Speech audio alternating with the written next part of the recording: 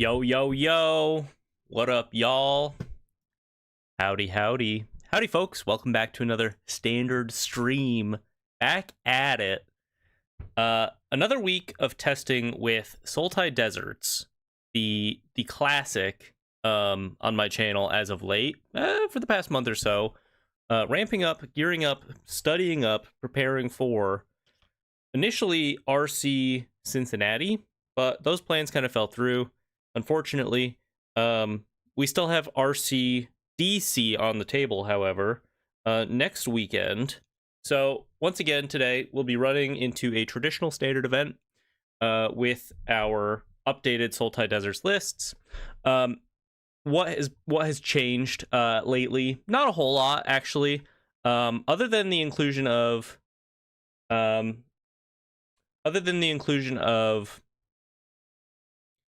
the death cap glades over the blooming marshes in the main.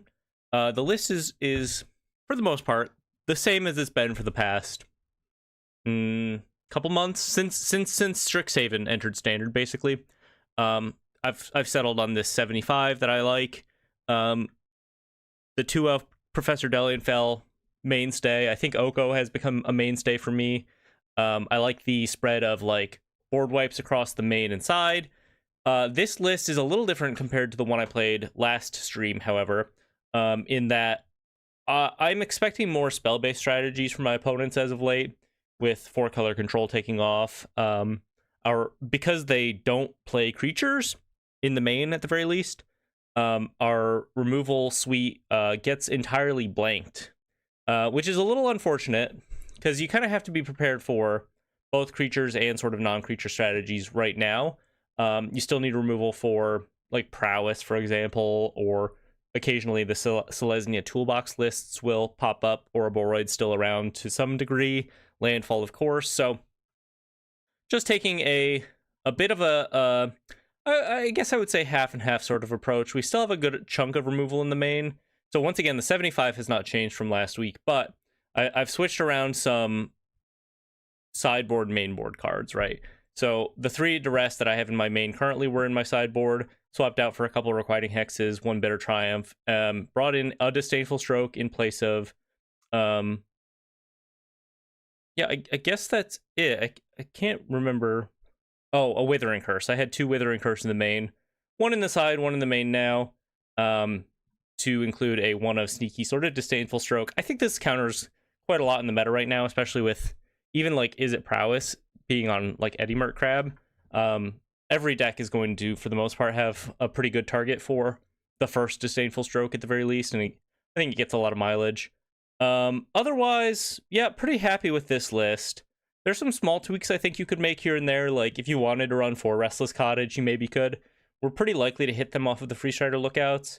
Other than that, I've been pretty happy with the 2 Ghost Vacuums. I think this makes a lot of sense to me in the main. Pretty good against a lot of decks kind of randomly, and works very nicely with Free Strider Lookout. Also, we incidentally have some of the best creatures to like reanimate, quote unquote, with Ghost Vacuum. Outcaster Greenblade coming back as a 1/1 does not matter at all, because it gets a static power and toughness boost from its ability. Same with like Bonnie Paul, who is going to bring back a big bow no matter what. The ETB from Meringue River region's always going to be pretty relevant. Unagi, also kind of relevant. The worst thing that we can bring back is probably like a Free Strider Lookout, but even then that's not going to be so bad. 26 lands. I think I'm still pretty happy with the way the sideboard is situated here. A lot of extra removal in the sideboard now, just sort of doing a half and half approach, preparing for more spell-based strategies. You could really lean into, if you wanted, you could play the 4th duress and maybe even like a Spell Pierce in the main on top of the Disdainful Stroke, if you wanted to cut down on like maybe say the Bitter Triumphs or the Withering Curse. I don't know. Withering Curse can still be kind of relevant against like the Jeskai Revelation decks a bit, right? Late game, having like a Withering Curse is much more relevant than a Bitter Triumph if all they're doing is relying on having like monk tokens to kill you with, you know what I mean? Anywho, enough yapping. Let's get into it today. Excited to keep the streak alive. I don't think I've played this since last week Friday, maybe. I've been, toying around with other decks and including that Naya Arc of Hunger list that I posted recently. And I don't know if you didn't catch the stream last week, I went 10-0 in traditional standard events on stream, which is pretty sweet. And then I won FNM with the deck. So on a pretty good run. Hopefully we can keep that going. Currently, I'm going to count it. Currently 12-0. Let's see if we can keep the streak alive.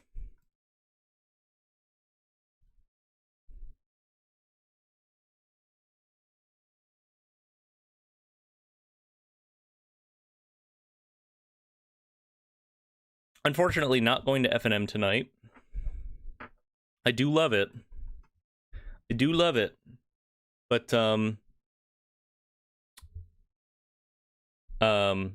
I have a Survivor finale party to watch with my friends, so gonna be enjoying that. Okay, let's see if our duress pays off here in the main. I'm gonna lead on a Gulch to ensure we have the Death Cap Glade for turn 3. Turn 2 duress, turn 1 duress, not a huge difference, I think. Watery Grave from our opponent. Okay, duress could actually be really good here against Dimir Tempo if we manage to snipe a Kaito. Sometimes you bring in duress against Dimir Tempo if you expect Kaito.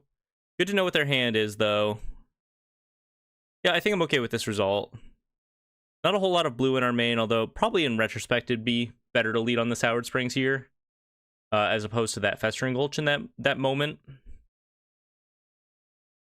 Azure Beastbinder, Preacher of the Schism, couple Swamps. Happy to get the Phantom Interference out of their hand. Leaving a mana open, not playing the Azure Beastbinder here. Interesting. Well, let's just get the Mercenary, or the Green Blade down here. It's going to be pretty strong. I think I'm just going to grab a Conduit Pylons to have the option to have untapped mana in the future. And we have pretty good removal for what they could possibly play here. Yeah, we can just happily Bitter Triumph a Preacher and start the pressure with our Green Blade here. I think I'm just going to pay the life, play the Soured Springs at this juncture. I could hold up the Requiting Hex. I think I'd rather just save it for the Beastbinder. Pretty good into my Green Blades, and I'm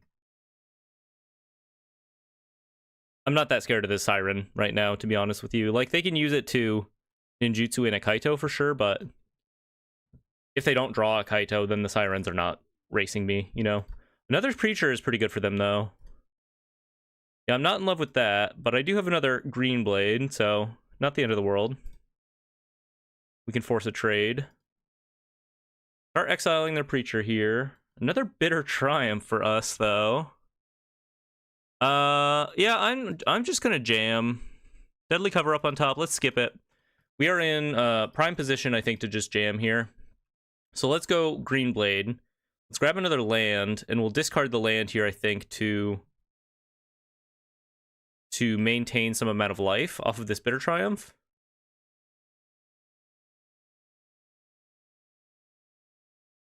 That way they can't race us in the air realistically. They go for a chump, and we have pretty good fodder to eat with our Ghost Vacuum here. This is standard. Welcome, Anunnaki of Gem City. Yeah, we're just playing some standard here. Just playing some standard. Sultai Deserts for the uninitiated. It is a built around Outcaster Greenblade. 3 mana, 1/2 that gets 1/1 for each desert you control. When it enters, search your library for a basic land or desert card, reveal it, put it in your hand, then shuffle. And then obviously they get quite large quite quickly if you have a lot of deserts in your deck, which we do. They have a Bitter Triumph, and they have their Azure Beastbinder on the field. Our Ghost Vacuum is eating pretty good right now. Hits me for 2, but I have this Requiting Hex in hand. They are now Hellbent. Hex in hand to be able to clear the way. And we draw an Esper Origins. That's a pretty nice top deck here. Let's skip on the Deadly Cover Up. I actually think I'm okay with drawing the land here, and then just scoop it up to the Esper Origins. That kind of makes sense. Okay. Dimir Tempo. I think you know, they're very creature slanted, but duress is kind of the best answer to Kaito. It's a bad I wouldn't say position to be in. What up, Nacho? Shout out. I like Historic personally. I don't think I've ever played Standard, and I've played for over 25 years, lol. You know, to each their own. I think Standard it gets a lot of flack right now, but it's you can, as long as you like understand the format and how to attack the good decks, I think it's pretty fun. Plus Deserts kind of works in Standard. I feel like Deserts could work in Pioneer, but beyond that, I'm not sure that I'm too. You know, there is like the Historic play-in event tomorrow, and I was kind of thinking about building Deserts for that, just to have like a meme fun video. But I don't know that that's gonna happen necessarily. I tried it out and I felt like what I was doing was probably just far too weak for the meta. You know, and I don't really understand Historic. I've never really played it, so I'm not too sure that I'm willing to embarrass myself that way. Bring in the hexes. Let's cut the go down to 2 duresses. I think that's okay. Cut the Maelstrom Pulses. They're a little slow here. Go up a Withering Curse. Bitter Triumph is pretty good because it hits Kaito, but Deadly Cover Up, not that important. I think if we're in a position where we like have to Deadly Cover Up, we're pretty likely to lose that match. Oko can be good. On an empty board, it's like pretty good. There's maybe an argument for all 3 duresses over the Oko, actually. We really just want to like sort of lower our curve and be able to hang with them, I would say. Yeah, let's try it like this. Phantom Balatro says, hey, Eric, Standard Metagame Challenge is back. Are you going to do that? I feel like it's more competitive. If it's up right now, and I have time after this traditional Standard event run, then I will hop into it. I'm totally down to give the standard metagame challenge the old try. Thank you for letting me know. I have a great deck for Historic. I can go from Bronze Tier 4 to Diamond in a day. What are you playing, Mr. Gem City? Go ahead and kill off the Beast Binder here. Turn 2 Soured Springs. Opponent on the play this time. Definitely a little disadvantaged for us. Isn't Standard like so many months or years of recent sets? Yeah, it's right now it's a 3-year span. So the oldest sets in Standard right now are like Foundations. I mean, kind of an outlier because it's going to be in Standard for a little longer than everything else. But like Outlaws of Thunder Junction, Murders of Karlov Manor is maybe like the oldest like Magic set. That's not a very good way to put that. I think it's maybe Murders, but yeah, 2 or 3 years or so. It's a little foggy. Opponent Tishana's Tidebinder. My Surveil from the Conduit Pylons. That's crazy. That's crazy. That's totally fine with me. So that's so weird. We get to resolve the Green Blade, which is huge. Let's just go ahead and take an untapped source in case I decide I want to have 4 mana available for Professor Delianfell here. Otherwise, we can go Lookout plus Festering Gulch. Nacho, by the way, I am currently playing a sort of updated, more like Duress is in the main, a Disdainful Stroke in the main, less removal in the main version of Sultai Deserts after our conversation. Shout out to you on the Discord about, you know, I do really think the meta is shifting toward more of a spell-centric, have to have removal. Like, you do have to have some removal really to keep up with, like, prowess still, right? But beyond that, I think I'm happy including some Duresses in the main right now, a Disdainful Stroke in the main right now. I think that all kind of makes sense. Get our Free Strider Lookout going. Start generating a pretty good mana advantage here. And then next turn we can Delianfell plus Bitter Triumph or Delianfell plus... You know, we have a lot of options here. Opponent swinging in, they don't realize that my Free Strider Lookout has reach, so I'll happily take this 1 for 0 exchange. Or 0 for 1 exchange, rather. Kill off their Spyglass Siren. They still get a draw off the Enduring Curiosity here. I think I'm going to duress at this juncture. Get a little extra info. It might whiff. That's the nature of this matchup. They are pretty creature heavy. I do hit a Kaito. Okay, pretty happy about that. 2 extra Enduring Curiosities in hand. Not super ideal. Maybe I just go like double Bitter Triumph on their turn. Bitter Triumph plus Bitter Triumph. Or I can like Bitter Triumph this Enduring Curiosity and then Bitter Triumph a Tidebinder and then Delian Fell the next Curiosity. I think that's okay. I think we can also even afford to pay life here. They're gonna have a bit of a pile of Curiosities, but I think I can keep them off of drawing any cards for a little while at least, while I start to swing in here. Anunnaki of Gem City says, I run Solemnity, Phyrexian Unlife Greater Auramancy, and Axis of Mortality, sort of an enchantment prisons deck. I have tutors for enchantments that have Mesmeric Orb and Gaia's Blessing to potentially mill them and prevent mill. Also Ghostly Prison and Sphere of Safety to protection and potentially force the mills. Okay. A classic, truly.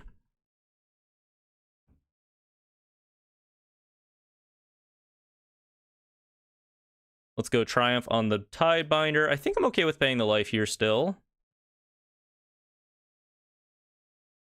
Benefit from a little extra untapped mana to be able to also swing with the Restless Cottage next turn, I think. Oh, and we draw another Green Blade. So we go Conduit Pylons, Green Blade on top. Yeah, I think I'm pretty happy with that draw.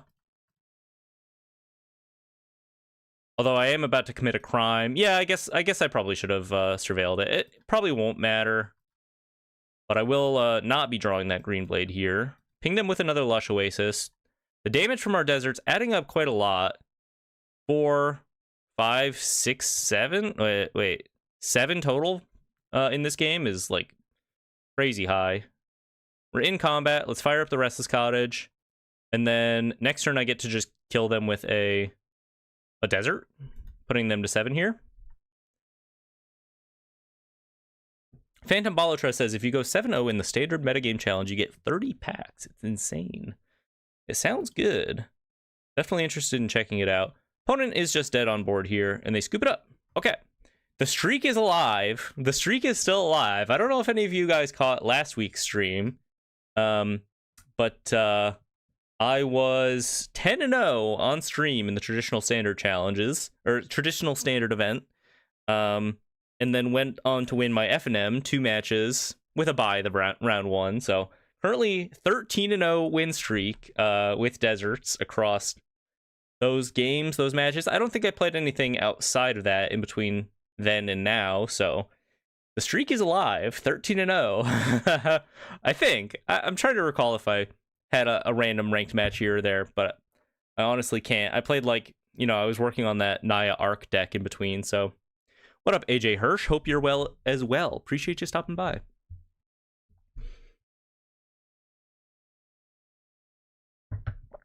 Hope you are well as well. Ooh, okay. I have to update the deck list in the Mox field after this. I forgot to... Well, I could do that right now. Yeah, I'm going to do that real quick. Gonna do that real quick.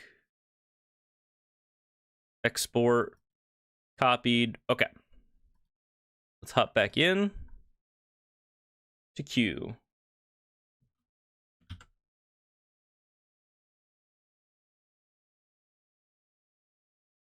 And we're in. Match number 2. On the draw. Sultai Deserts. 3 Duresses in the main. Pretty good opener. If our opponent's on I guess we have a good mix of effects, depending on what our opponent's on. AJ says, all is good here, just vibing at work on a Friday before the long weekend, usually very quiet. Nice. Anunnaki of Gem City. Planar engineering is great with Mossborn Hydra. I can get a win on turn 3. Yeah, makes sense. Makes sense. Mossborn Hydra just kind of goes crazy if unanswered, though, right? Opponent goes Temple of Mystery into Hedge Maze. Looks like they're doing their own thing here. You gotta respect it. Hit him with the Duress. Terrafractal, huh? Kind of looking like a sort of cards I own sort of deck. I'm thinking I take the Nature's Rhythm here, and then they just do nothing for the next 1,000 years. Sounds about right to me. Terrafractal dies to Requiting Hex, no matter how large they make it. We're getting our cards I own matchup out of the way. Crawling Barrens, a classic. Okay, here we go. Geometers Arthropod. I think I'm saying that okay. Fractal Crab, 1/4. I've been curious about this card. Whenever you cast a spell with X in its mana cost, look at the top X cards of your library, put one of them into your hand, and the rest on the bottom of your library in a random order. Well, I might as well just kill this, because it's a cast trigger, right? Keep them off of that option. Then we're pretty well situated for our Professor Delianfell to be a problem for them next turn. They could rip the Terrafractal here. If they do, they'll be able to cast it as, if they go Fabled Passage, Terrafractal, it'll be a 3/2 flyer, which probably means I have to kill it with Delian, which is not exactly where I want to be, but it should be okay. Pretty good clean answer. Although, if I do that and they have another land, they can activate the Crawling Barrens and kill off Delianfell for good, which I don't love. Let's see what they decide to go with. Contemplating. Anunnaki of Gem City asks, how many cards are in a standard deck? Same as all other, like, 1v1 constructed formats outside of, like, the Commander Sphere. 60 card deck, 15 card sideboard. You know.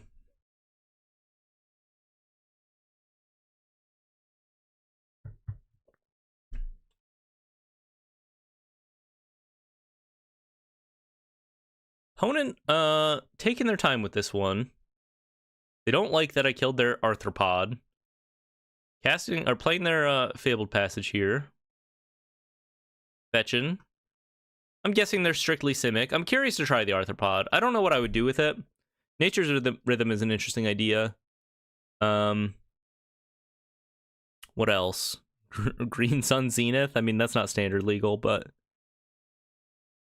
this doesn't seem modern playable, right? Doesn't do anything when it enters. That's usually a pretty big bar to pass. Okay. I think I just have to go for the Delianfell idea. Alternatively, I can go Delianfell, or I can Bitter Triumph this and then Delianfell next turn. The only problem with that is Bitter Triumph is like our best answer to the Crawling Barrens in a long game. I could also just go Delian, take it up, and then it survives everything, and then I can use Deadly Cover Up to kill off the Terrafractal. I think that's probably maybe the best play. Can you run 4 copies like Historic? Yep. Yeah, all constructed formats for the most part, like constructed competitive formats have that same base sort of requirement, like 60 card deck, 15 card sideboard, 4 of any individual card. Modern, Legacy, Vintage is like the one exception where they have a restricted list, so you know you can only have like 1 copy of Black Lotus, for example. Yeah, there aren't really, as far as I can think of, any competitive formats other than like Canadian Highlander or competitive like Dual Commander. Any outside of those, like pretty much all of the other 1v1 formats are the same. Mr. Lucky, what up? Appreciate you stopping by. Okay. We have untapped with the Delianfell. I think I'm just gonna keep rolling this up, actually. Playing to go for a Bitter Triumph on the Terrafractal on their turn, probably. I know I'm not generating card advantage this way, but this is guaranteeing that my Delian Fell sticks around. Outside of them, like, Simic decks are going to have a tough time with the Planeswalker on the field outside of, like, into the Flood Maw, right? And if I just give this up right away, maybe they fight back through with how many cards they have in hand currently. I think it's better to play in a way that the Delian Fell is most likely to survive here, I think. Like, long term. Clear the board and then start drawing. Anunnaki of Gem City asks, Canadian Highlander, what the fuck is that? It's very similar to EDH. It's a 100 card singleton, but you don't have, I think it's 100 cards. Don't quote me on that. I've never actually played it, but I think it's 100 cards. It could be like 80 or 60 or something like that. Singleton format where you can only have one of any card in your deck, but you don't have a commander. It seems fun.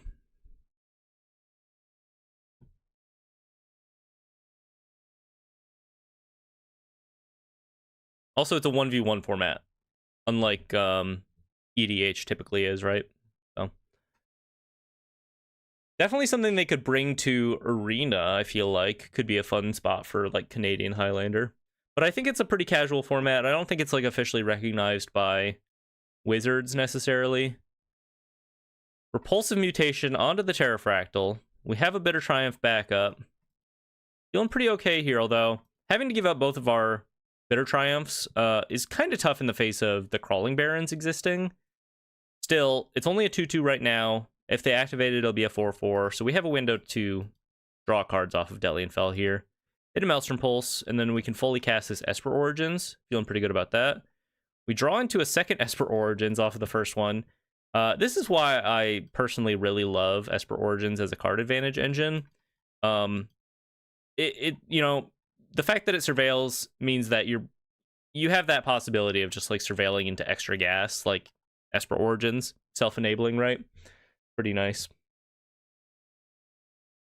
Phantom Molotro adds, regarding Canadian Highlander, I think there's a point economy type thing where certain cards cost certain points, and you only have so many points in one deck.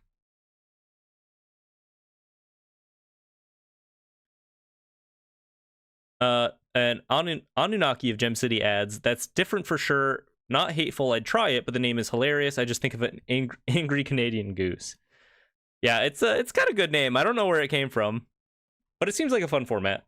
Like I said, I've never played it, but it does seem interesting. Another Terrafractal on the field. Okay, I think we are in a pretty good position to continue drawing off of Delian. And just go for a Maelstrom Pulse here. Start doing our crimes. Get some extra cottages on the field. Free Strider Lookout, House of a card. Whenever you commit a crime, look at the top 5 cards of your library. You may put a land card from among them onto the battlefield tapped. Put the rest on the bottom of your library in a random order. Triggers once each turn, but you can do it on your opponent's turns, like with instant speed cards or effects, like Ghost Vacuum or Bitter Triumph or what have you. To sort of break the symmetry of the card. Crawling Barons online, presumably coming in at Delian Fell. Only 2 cards left from our opponent, a Nature's Rhythm in their graveyard, and the 1 Homesickness. Target player draws 2 cards, tap up to 2 target creatures, put a stun counter on each of them. That's fine. We'll have Delian take the hit here. Draw into another Esper Origins. I think I'm going to lead on this Esper Origins. Another Free Strider Lookout. Sure.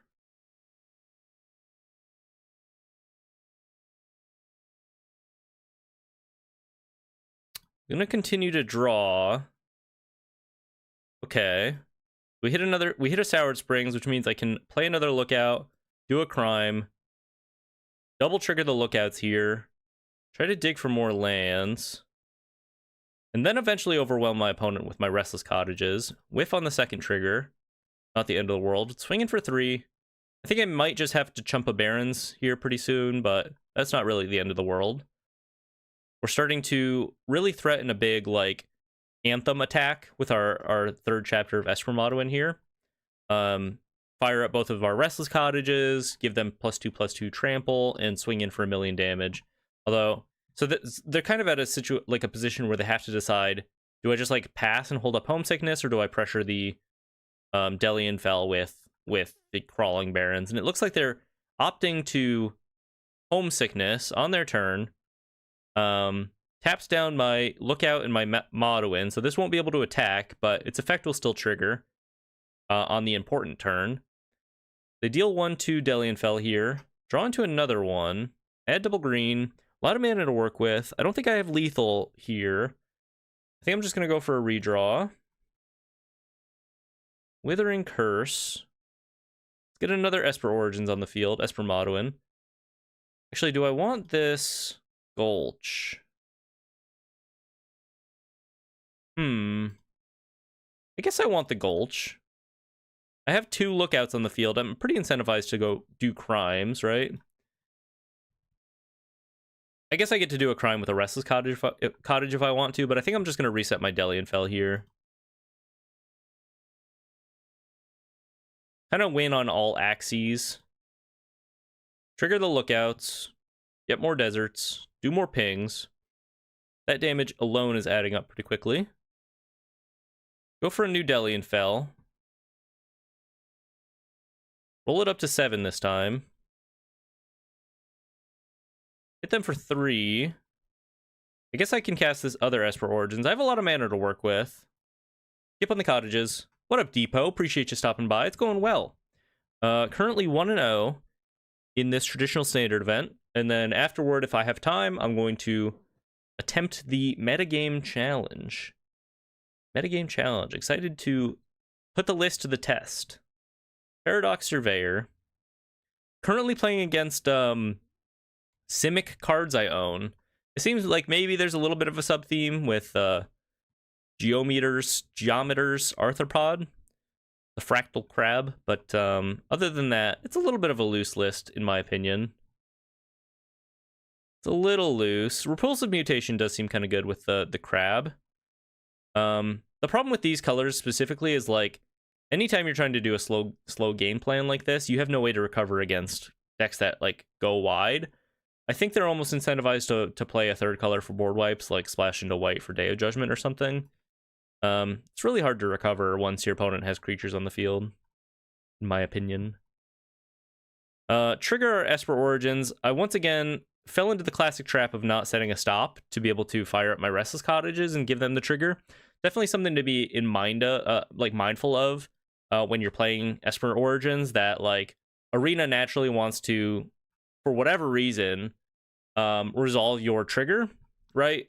Your like the third chapter trigger, without giving you a chance to do anything about it. Fortunately, we do draw this Meringue River Regent, so I get to just kill them anyway. I've done enough damage with my deserts thus far.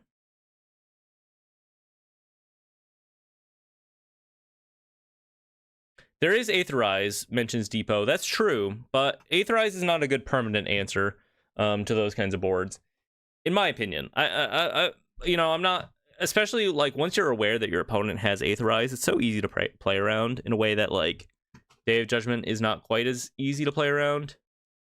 Bring the Disdainful Strokes. Cut down on a Duress, maybe. It seems okay. We looked pretty good there. Strokes. Surak seems pretty good. Into the Repulsive Mutation idea. Bitter Triumph seem okay. We can't really go wrong. Let's cut a land, I guess, down to 25. Try it like that. Depot says, yeah, buys just enough time for mill decks. Yeah, like combo strategies, like I would say mill's like a combo strategy, right? In some regards. Some decks that aren't really playing to the board, it's like, if that's your only option, then yeah, sometimes it gets the job done. I've definitely cast an Aetherize in my time. I just, like, if you're doing, like, a grindy sort of value list where you're eventually trying to, like, outvalue your opponent, though, Aetherize is not a good card in that sort of strategy, right? Because, like, you're not dealing with the cards, the card advantage, like, problem. You're just resetting the board. You're just buying time. Jaden says, good afternoon, Unk. Am I officially Unk? Am I Unk? How old are you, Jaden? Coming around here talking that smack. You whippersnapper. Phantom Balatra says, I will warn you that there's a lot of Izzet prowess in the metagame challenge. Lol, but hey, that's good practice for an RC. Good point. Yeah, I'm not too worried about Izzet prowess. I think that's a pretty good matchup for me. I'm not saying like I've cracked the code and like I've broken the metagame and I don't have to be afraid of Izzet prowess anymore, but I think my deck is pretty decently positioned for it compared to like the other like Golgari mid-range builds. I think I have a pretty good record against Izzet prowess. Jaden says I'm 23, but I feel like I have the ability to bestow unks. All right, word. I'm 30, by the way. If that's unk status, then I guess I got to accept that. I think so. I am, to be fair, I'm technically an uncle, so I suppose I am. It's a fitting moniker for me. Opponent has a Spyglass Siren start. We have a Maelstrom Pulse start, fortunately. But I actually think I'm just going to go for the Free Strider Lookout here. They skip on a Kellen Inquisitive Prodigy. Free Strider Lookout has the highest ceiling here because we can go double Lookout into target them with a Festering Gulch next turn, really open up our mana. Plus, it has reach, so we can just block these Sirens if they don't have an answer. They do have a Boomerang Basics, annoyingly enough, but on a long enough timeline, we don't care about Boomerang Basics that much. They crack a map on Spyglass Siren. They fail to grow it, so let's just go ahead and recast the Lookout here. Start to open up our mana this way. Make us less soft to the bounce effects. Like, the more mana you have, the less soft you are to bounce effects long term. Our best draw probably right now is just like a Requiting Hex or like a Ghost Vacuum or something. Something that lets us trigger Crime on their turn. Because if we have double Lookouts, we go Lush Oasis and then trigger Crime on their turn again, we have the potential of ramping 4 extra lands before our next turn, which would be pretty crazy. Anunnaki of Gem City, geez, I'm 37. What am I, Gramps? No, you're Unk still. I think you're still Unk. Don't worry about it. Don't think about it too hard. Don't think about it too hard. Delian Fell. And what is this? Troyan Gutsy Explorer. Add 2. Spend this mana only to cast spells with mana value 5 or greater, or spells with X in their mana cost. I don't think we care about that much. Let's play around Repulsive Mutation here. We can cast our Lookout and just go for the Lush Oasis idea. Looks like they don't have anything, actually. Continue to develop our mana. Whiff on the second trigger, that's okay. We're pretty far ahead in terms of mana right now. Jaden says, you're Unk until the hair is gone, then you're Gramps. Okay, fair enough. That's pretty good. I'm crossing my fingers that I never lose my hair. I think my grandpa's both passed with pretty healthy heads of hair. Hoping that serves me well. Crossing my fingers. I'm good on top, you know? I'm counting my lucky stars that it stays that way. Disdainful Stroke is a pretty nice draw for us. So we can go Delian Fell to shoot down the Terrafractal, and then it's kind of chilling, pretty well guarded by the Lookout here. And then we can hold up Disdainful Stroke.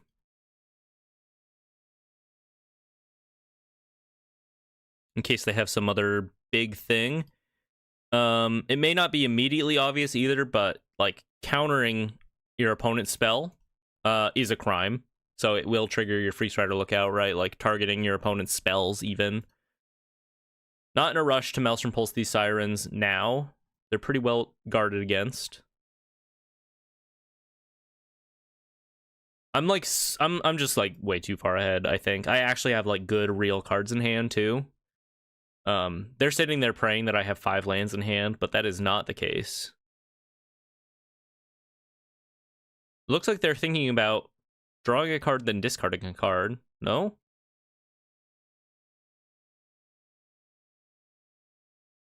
See what their last card is.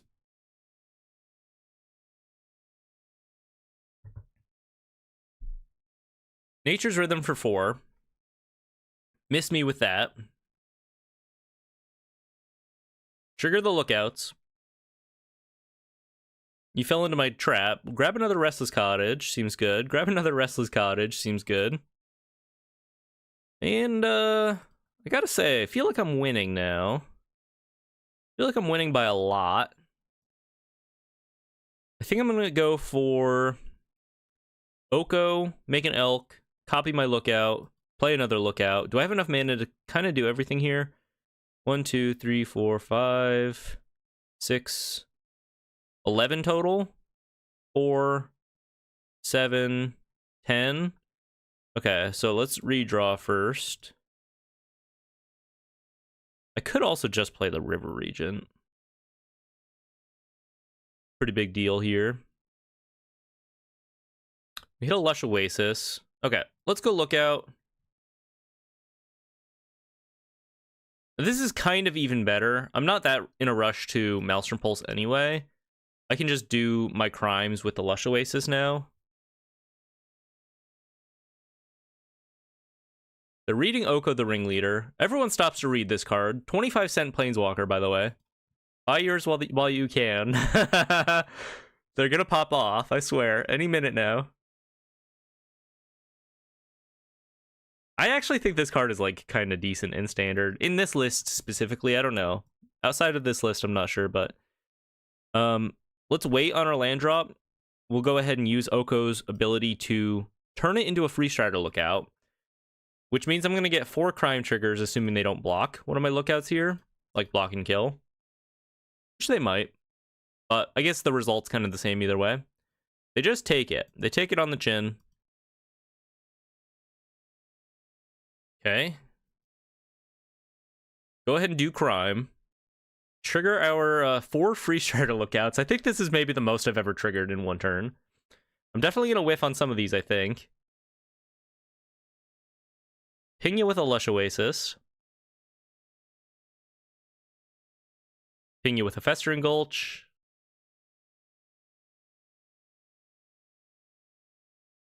Deathcap Glade. Okay, can we go 4 for 4? Yeah, we do. Crazy. Hit all 4 lands. Thinning the deck quite a lot in the process. Let's hold on to a Deadly Cover-Up. We're so far ahead anyway, we can afford to, like, keep the out option. I guess I'm probably going to trigger crime on their turn anyway, but keeping it in the deck maybe makes sense. I'm kind of considering, do I want to kill this Troyan in their upkeep? So it can add 2, and they also have 2 toward the Spyglass Siren. Toward the Nature's Rhythm off the Spyglass Siren. So they can Nature's Rhythm for, at minimum, 1, 2, 3, 4, 5, 6, 7, 8 on this board, which is a Craterhoof Behemoth. So I think I'm pretty well incentivized to kill off the Troyan here, just in case they happen to have Craterhoof Behemoth.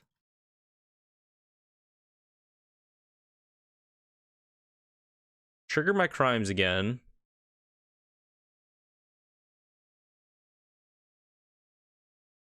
And they scoop it up. Okay, great. 2-0. Pretty commanding victory there. We don't kill our opponent the fastest, but our resource advantages get kind of crazy after a while. 2-0. Currently, what's the number now? 14 win streak. Sultai Deserts. Oh, what a good list. What a good list. My brainchild, my beautiful brainchild. Something I've worked on. Weird to say. This is a list I've been working on for like a year. Like I've been playing this for like a year now, which is so weird to say. On the play. Did my opponent give me the play? Is that what I just saw? Lead on a Soured Springs. Pretty good setup if our opponent is on like Is It spells of some kind with the Ghost Vacuum in hand. Planes. All right. Play the Ghost Vacuum, pass. Cross our fingers that our opponent puts something in their graveyard this turn. Reading Ghost Vacuum. Perhaps not another meta matchup. Okay. Yeah, these traditional Standard events, they are weird. Can I be the first to say, and the like, I don't know, probably for the 20th time. These traditional standard events, they're freaking weird. I don't understand how like these lists stumble into these events. Once again, I understand that I don't play meta lists, but I don't think that has anything to do with what I get matched up against. Kill off the Nighthawk, start swinging, put stuff in their graveyard with which I can do crimes. Cross my fingers that I hit a Restless Cottage is probably the best hit off of the lookout here, just to give me more threats with which to close out the game. A Johnny's Pridemate. I guess you get to do that. It's not really a card I'm afraid of outside of mono white life gain. Depot says this guy playing a limited foundations deck. Yeah, that's what's going on. And you really can't fault your opponent for doing that, but like, why spend money to like bring it to these events? I guess we hit a Restless Cottage. I guess you can play these events for the cost of gold, right? But at the same time, I don't know, just test it on the ranked ladder for a little while, you know? Get a feel first. I'm gonna go for the Bitter Triumph right now. I could wait and use the Triumph as a crime, but I have the Ghost Vacuum with which I can do crimes on their turn. I just want to open up attacks here.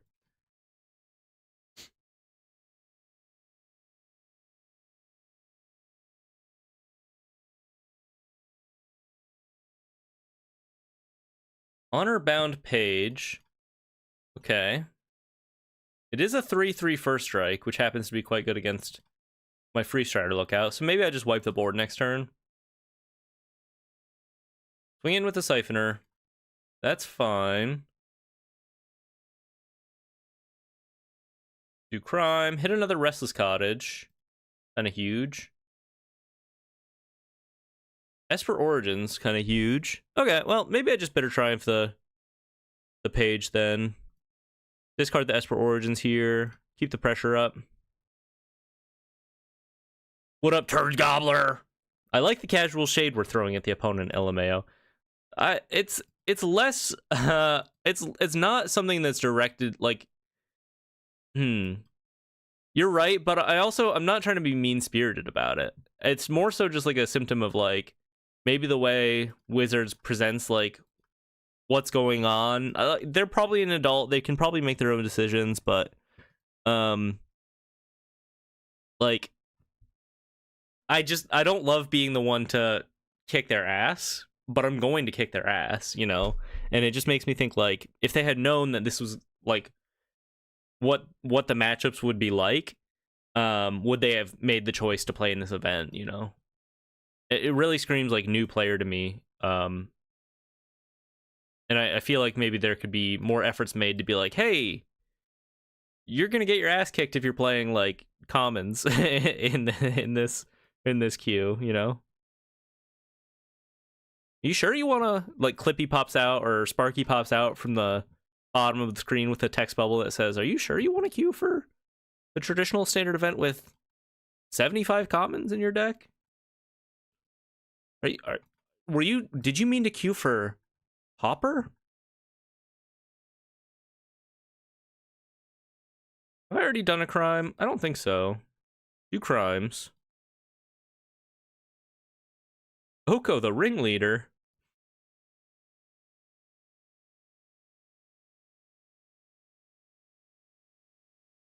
They've never seen a man land before. That's how you know this is a new player. They're reading Restless Cottage. Why are you making me hurt, you opponent, says Turd Gobbler. It's kind of that. Yeah, it's kind of exactly that. Like, I guess as a new player, you kind of have to go through an experience like this. But it's not very fun being on the other side where you're the person teaching them the lesson, you know?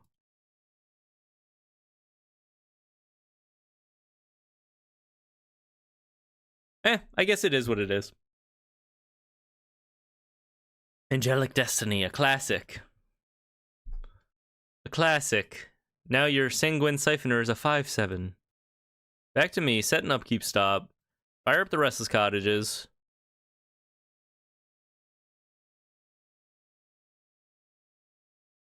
Buff them with the Esper Modwin 3rd chapter. And go swinging for the fences. I guess we can play a Green Blade here with our available mana. It big. Grab a Sandstorm Verge. Not like it'll matter. Hitcha. Exile some stuff. I'm just going to submit 0. Make some food. And they scoop it up. Game 1 in the books. Let's see if they want to play games 2 and 3. Bringing the Deadly Cover up. Classically against, like, newer opponents' decks. You know, they're pretty much just playing creatures and not really, like, doing anything else. The board wipes have a lot of equity there. Bringing the Withering Curse. Maybe not. I think we can bring in the Hexes, though. They're pretty, like, Orzhov life gain coded. Even though the rest of the deck is kind of, like, loose. It really does not matter, does it? Really does not matter. Could bring in the Desert Stews. Go down the Unagi. Yeah, just run it like that. Run it like that. Try to get through this quickly. The other thing is, like, Turd Gobbler. I just think it also makes for a bad viewing experience, right? Isn't it more fun to watch me play my off-meta deck into, you know, 5 meta lists, right? Just to get a feel for, like, is this actually, like, a powerful deck? So it's a little frustrating when I go back-to-back. It's different when it's, like, back-to-back off-meta. I don't mind that. Back-to-back, like, new players or, like, players playing something really janky. It's not very good for, you know, the viewing experience, I think. That's my take. I don't know. Maybe other people have different opinions.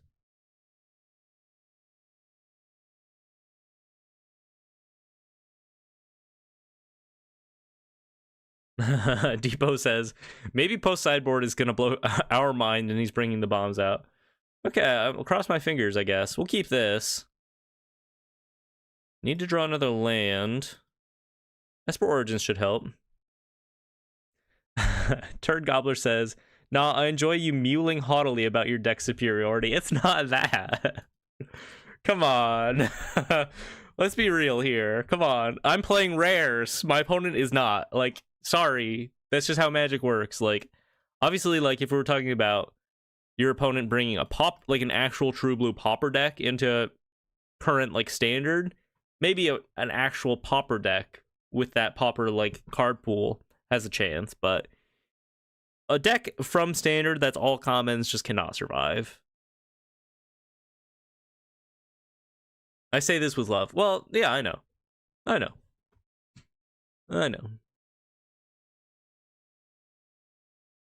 Opponent stuck on white mana, stuck on lands. I was also in that position but a moment ago. But now I will hit the rest of my land drops for the rest of the game, so no sweat. Power of Outcaster Greenblade. Coming at ya. No, just grab a ping land. Doesn't super matter. Might feeling cute. Might play Oka the Ringleader next turn. Especially if I draw another land, I think I might. They're eyeing my Greenblade here. Vampire Nighthawk. It is a 2/3 Flying Death Touch lifelink. That is true. Alright, let's see if they block the Greenblade here. They don't block it. Alright, I guess I'll just play another Greenblade then. Just do this for the rest of forever.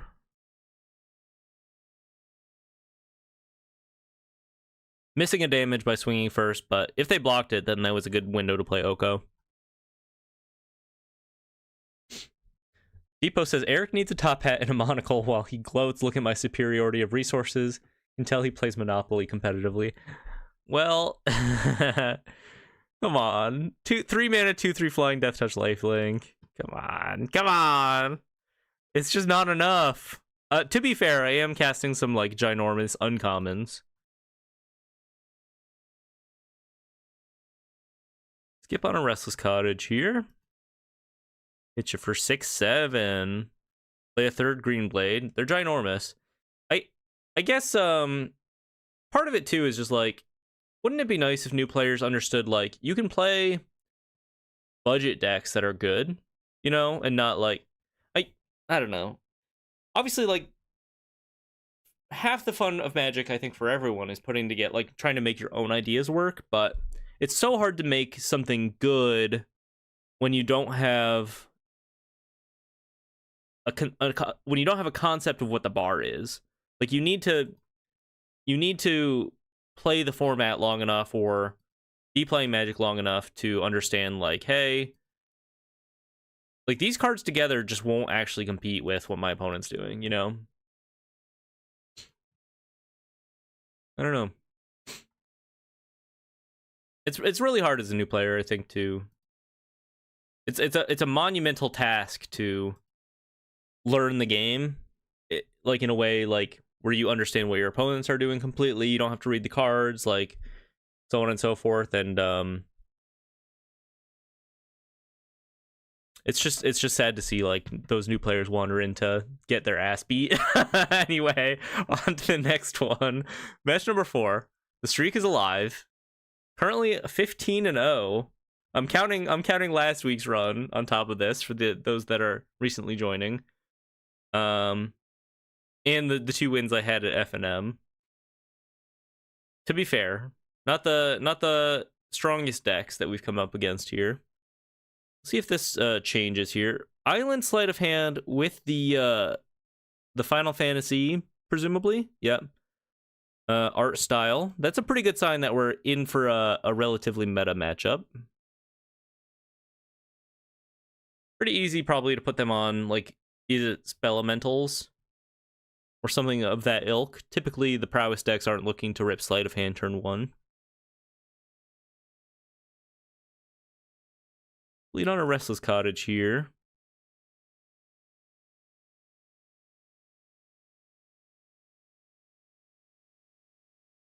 Depot says, I think it's a great lesson. Like, why are you gambling chips with a bad hand at the blackjack table? Yeah, fair enough. Fair enough. And, you know, anyone can make their own decision. It's just like, just get some reps in ranked first, you know? And then, like, when you start winning, right? Then jump into the table, I guess. I don't know. Anyway. I haven't been a new player in a long time, so I don't really understand the experience, but that's just my perspective. Another Sleight of Hand. Disdainful Stroke, gonna get some mileage here, probably.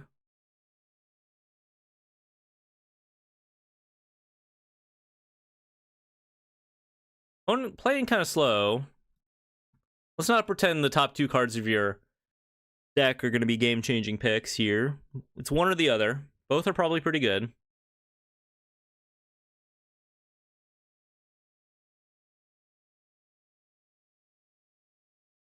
Kind of wish I had my Ghost Vacuum in my opener here. Or if I top deck one, that'd be pretty nice.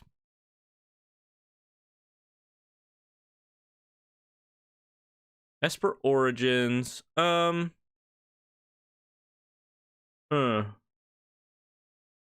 go for the Lush Oasis here. I think I want maybe the option of holding up Disdainful Stroke next turn. Especially if I draw, like, a Ghost Vacuum, being able to go... Or a Duress, like being able to go Duress plus Stroke or Vacuum plus Stroke. I think it looks pretty good. I don't know, we'll see. I mean, clearly this is Spell Elementals, but how good is the first Disdainful Stroke? It's probably okay. We also have the Maelstrom Pulse in hand to consider. Like maybe we let them deploy a couple Hearth Elementals and get them with the Pulse or what have you. But we save the Stroke maybe for like a Thunderflock.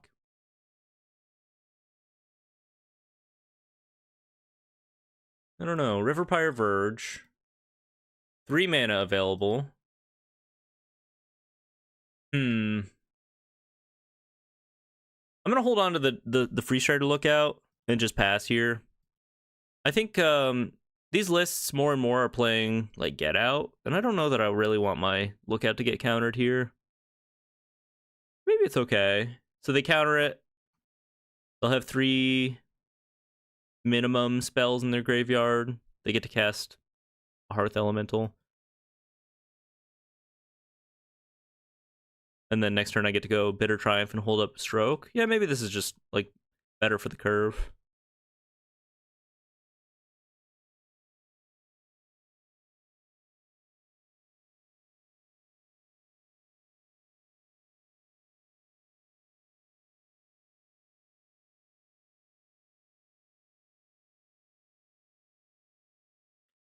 Oh, they're thinking. They're thinking long and hard about this one. Somehow already almost 4 minutes down on their clock. It's here.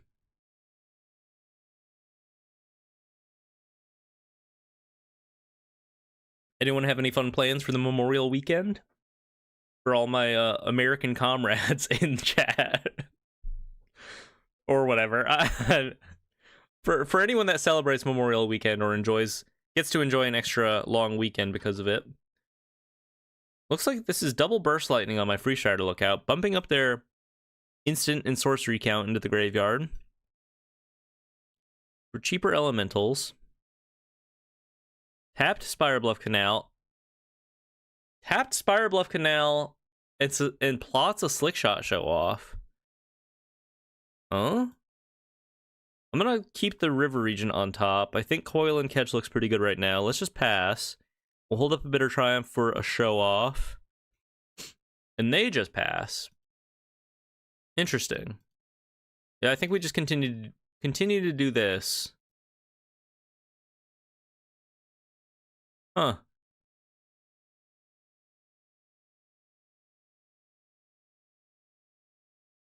Assuming this is Crab. This is Crab. Let's try to counter this. It's good.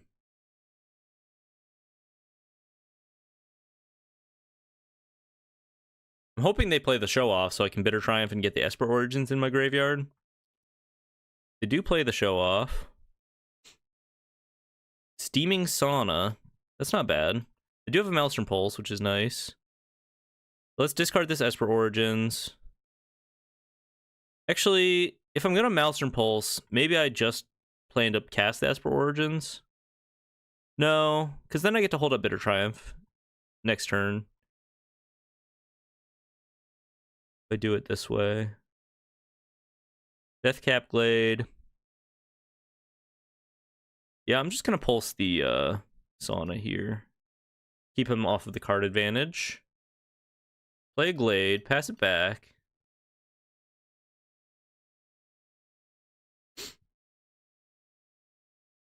They get to 2-for-1 me by the nature of drawing a card there, but that's okay.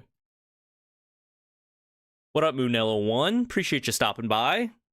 It was getting lonely without you, but I'm glad you're here. Thanks for coming. Casting Esper Origins. I think we'll just take a land here. That's okay. Keep hitting our land drops. I could also just not play it and plan to discard it to the Coil and Catch, but I think I'm okay playing it too. Probably doesn't super matter. Pretty likely to hit a land off of drawing 3 anyway, right? To be able to discard.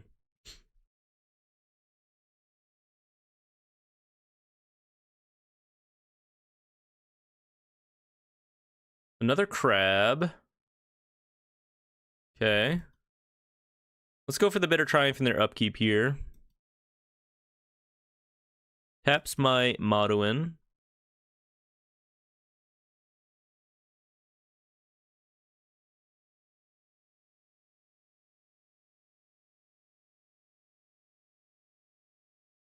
I have a feeling they have an answer to this. Some kind of something. They just give it hexproof. Okay. Comes a 1/1 Crab. So good to wait till their turn for sure, right? Gaining 4 life in the process essentially here. Still a 1-for-1. Good result for us.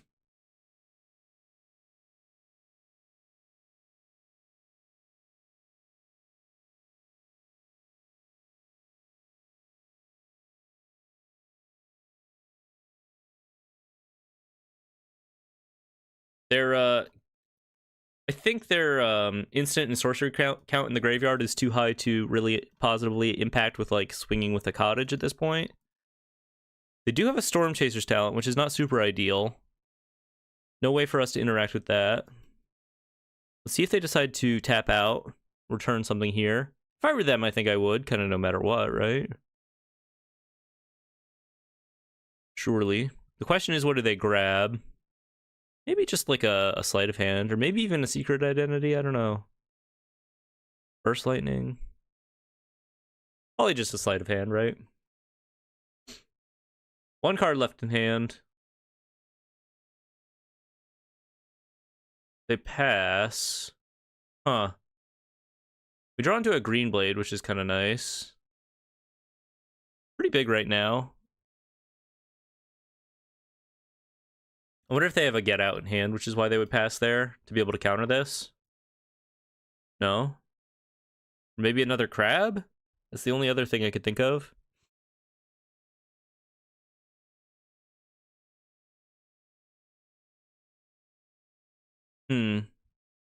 Grab a pylons. I think I'm going to go for the coil and catch here.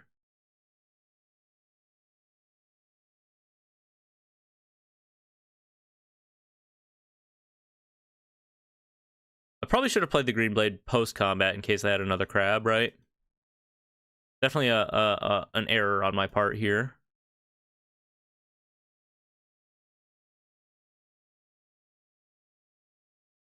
Which I kind of did deduce. Oh no, they have a get out to pick up their Storm Chaser's talent. Okay. I'm gonna respond to this by coil and catching. Because if I draw instant speed for removal for the crab, I'm feeling pretty good. No instant speed removal for the crab. But we hit another green blade. Which is not nothing.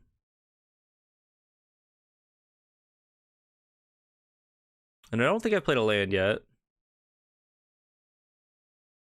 Tap my stuff. Play pylons. Skip on a cottage here. Play another green blade. Oh, they're big. They're large and in charge. Let's go. Kind of think late game it's almost always pylons. Just to get the action going, right? Passerino, 5/6 green blades, bigger than your 5/5 crabs. They opt. Top deck into an opt. Get a little more info. Kind of surprised maybe they didn't just go like... Talent into return something? I don't know. Maybe not. Big ol' 5/6 green blade. Putting a pretty nice stop on their Eddie Merc crab idea here.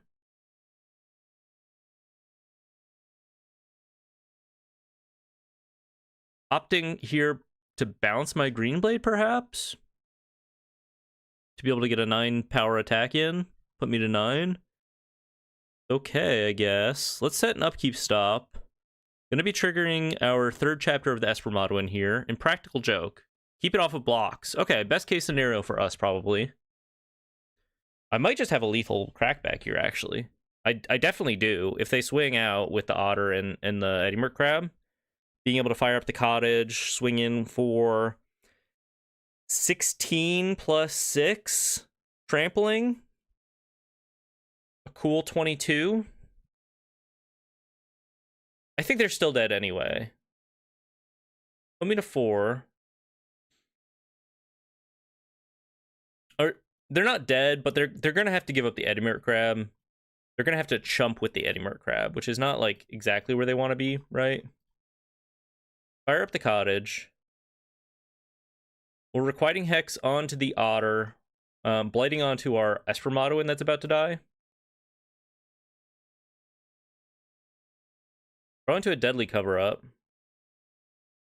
Trigger that stuff. Play another pylons. Grow the green blades here. Lookout on top is fine. I guess I should have played the lookout before attacking here. Doesn't super matter. Take them off the Impractical Joke, I think. What up, Jay Sather? Appreciate you stopping by. Thank you, thank you. And they died on my big green blades. Okay, cool. They died on my big green blades. Game 2 against Is It Spelementals, bringing a little extra graveyard hate. Sirac's really nice here. I don't think the board wipes are very good. The board wipes can be good. It depends on what their like actual split is. I think this is not purely Spelementals, and this is probably the Is It bounce list, quote unquote, that you see in the MTGO dumps. Leaning on the get outs and like the Storm Chaser's talent recursion plan. In which case the deadly cover-ups are not that good. You still need a couple requiting hexes, I think, to respect the show-offs. Bitter Triumphs and Desert Stew are more generically powerful. Disdainful Stroke's okay. The first one's just for crab, it's probably not worth it. I think I'd rather just have something more like generically good, like hard removal here. If this was like the actual Spelementals list, then Disdainful Stroke gets a lot of mileage, but yeah, Is It good stuff is a good way to put it. Otherwise, what to cut? Bonnie Paul, I think, is a little slow and is answered pretty cleanly defensively by the Eddie Merc Crab. Regent's okay. Oko dies to the Slickshot show-offs, unfortunately. Like, pretty easily. It can be okay. I don't know. The first Withering Curse, I think, is okay. Pulse pretty decent. The rest is pretty good. I think we're pretty well positioned. We can cut a land. 61 card special. What's the absolute like worst card in multiples here?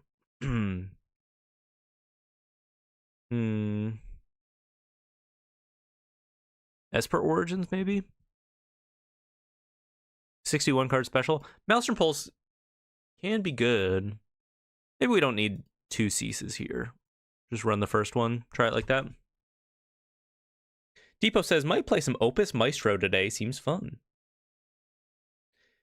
Seems fun. Opus Maestro. That's the little 2-drop guy, right? That gets counters. Moonella1 says, at the speed of this game is going, this must be the first one of the day. Nice. Nice.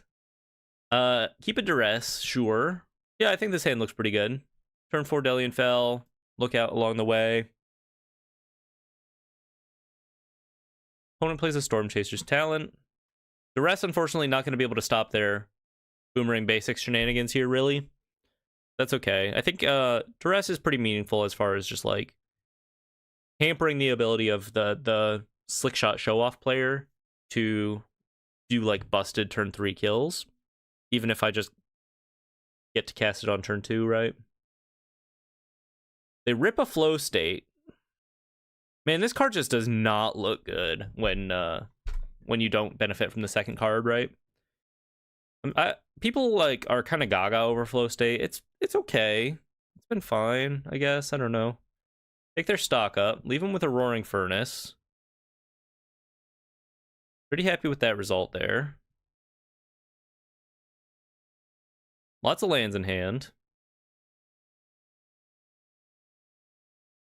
Delian Fell. Does this hit Planeswalkers? No. I think I'm just going to wait on the lookout then. I could kill off the Storm Chaser's talent here. Keep them from just leveling it up to get back a stock up. That seems pretty good right now, right? Maelstrom Pulse the Storm Chaser's talent.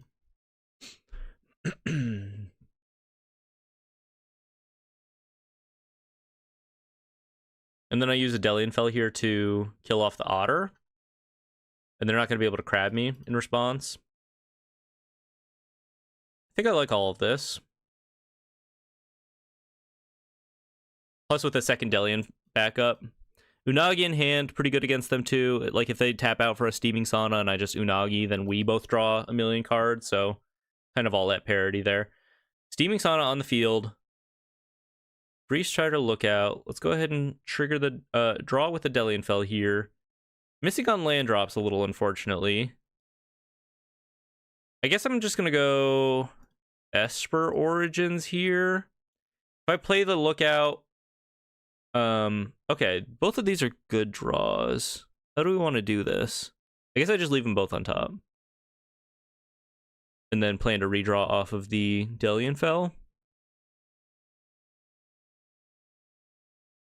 Problem is, like, if I run out of Lookout, they just unlock the Roaring Furnace, right?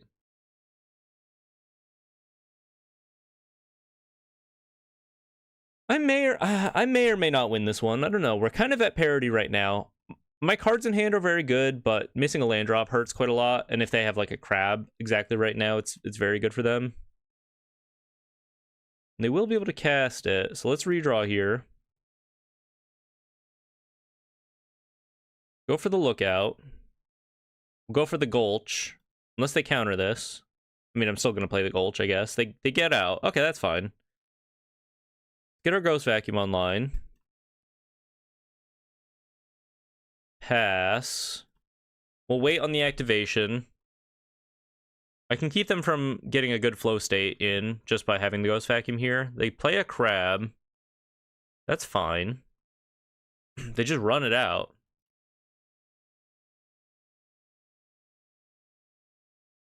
Flow state. Yep. Exile the Get Out here.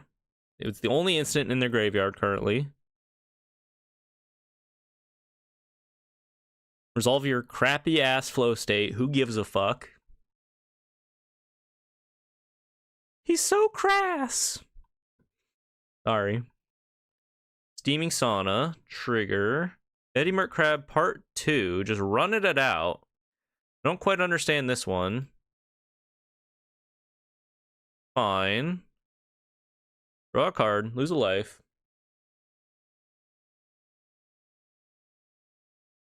I think I'm just going to go for another Lookout into Lush Oasis here. Continue to do crimes. They're hitting me with big crabs, which is kind of annoying, but if they don't, like, direct one of these hits toward the Delian Fell, then I just threaten kind of undoing all of that. Cast an Esper Origins here. I'm going to fully tap out. I think just, like, not being cute and making sure my life total is kind of good here is the priority. We'll leave the Restless Cottage on top because I'm going to do a crime with my Ghost Vacuum. Depot says, I'm just imagining you talking like that at F&M. No. I'm a good boy, I promise, at F&M. Exile their stock up here.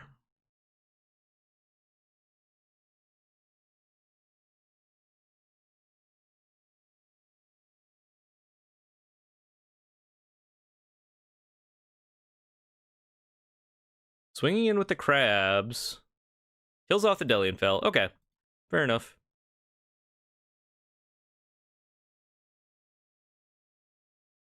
Triggers the Sauna. I have enough mana to Delian Fell, a crab, and cast an Unagi here. They may, I think they're representing a Get Out here to pick up a crab, which is a little annoying, but not the end of the world. Secret Identity. Okay. That's pretty annoying, and maybe the end of the world. Huh. I might just have to use an Unagi to trade with a crab here, unfortunately. Because if they just have, like, Burst Lightning as their last card, then I just die. Maybe this is okay. Kind of a risky position. So I could use the Unagi to protect Delian Fell. No, I think it's probably better to try to draw off their Steaming Sauna trigger, right? Not immediately dying. Sunderflock, okay. Good to know they have a Sunderflock. Cast the Unagi. It does resolve. Do a Ghost Vacuum. Ether instant. We draw.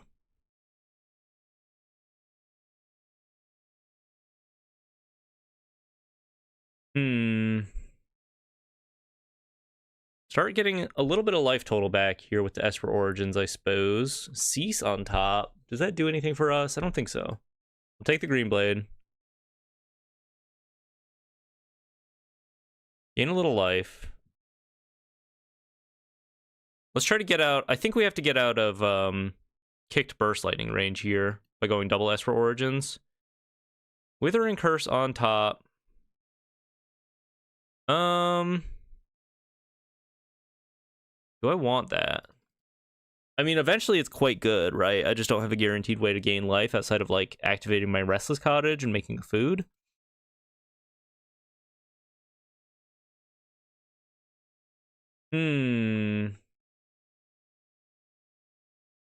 Plus, it's a little telegraphed because I'm not, like, drawing it blind here.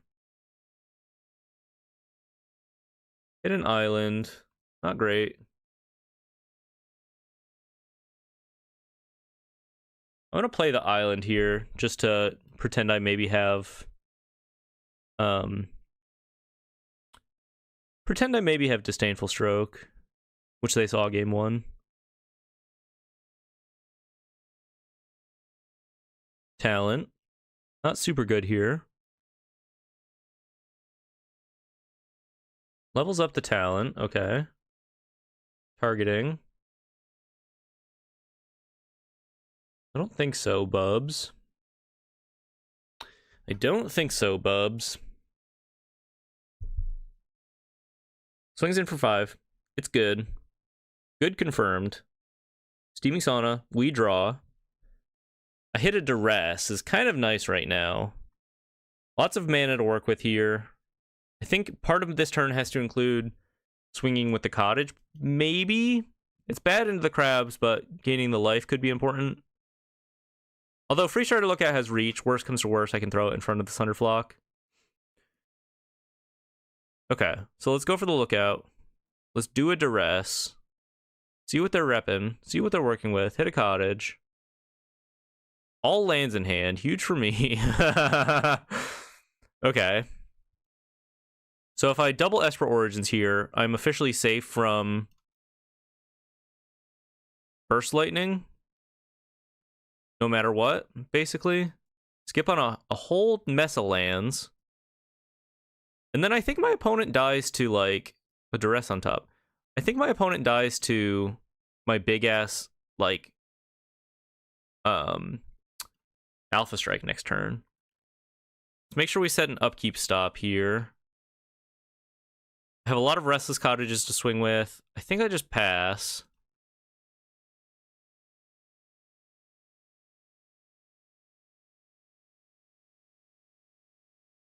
Levels up the Storm Chaser's talent. It's a desperate man's maneuver. Confirmed, for sure. Do crimes.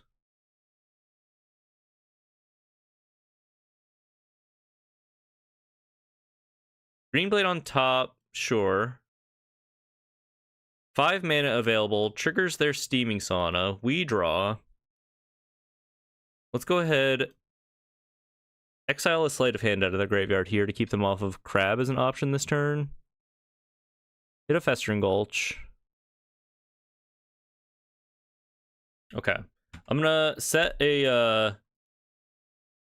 There's no, like, good way to do this. I'm gonna turn on full control so I can draw my card and then decide if I want to turn on these cottages. Okay. Definitely turning on the cottages. I'm not scared of anything.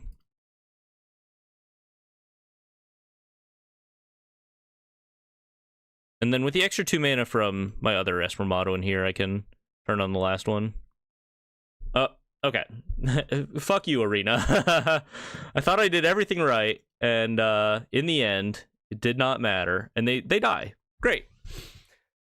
A little bit stressful there, to be honest with you. It's really annoying when Arena just, like, you have control on, and it's just like, okay, I guess we don't need control anymore, and it just takes it off. Like, why let me turn it on if you're just gonna, at whim, turn it off when you feel like it's the time to? It should be, like, on forever until I turn it off, right?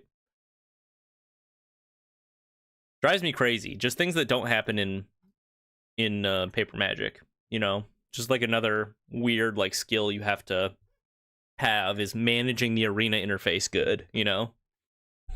Anyway, we're 4-0. Or if you include the run from last week, 16-0 with Sultai Deserts. Go ahead and mulligan this hand. Hand's fine. Duress has been looking pretty good, though. We'll keep the pylons because it's an untapped source. Double blue. I think it's like this. Lead on a cottage.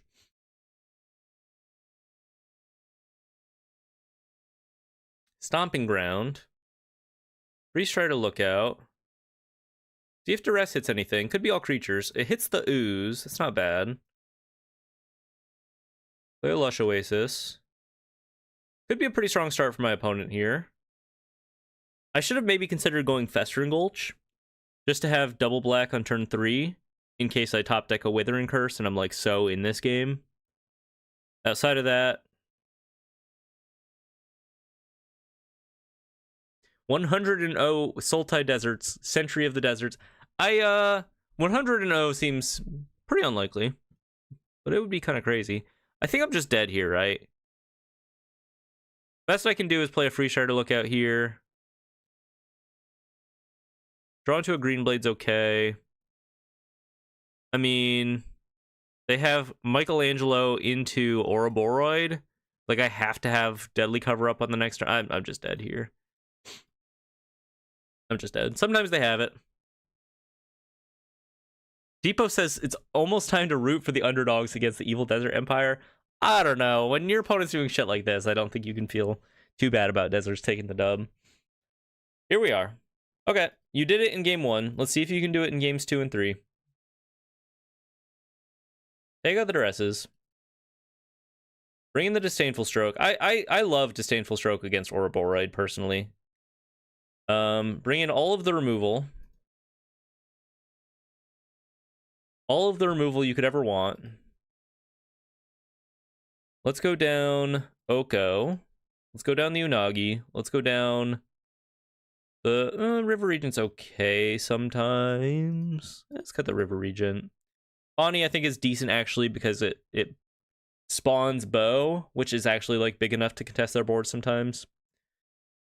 Let's cut the Ghost Vacuums entirely. I think I'd rather just be more consistently drawing my removal here. What up, Nino?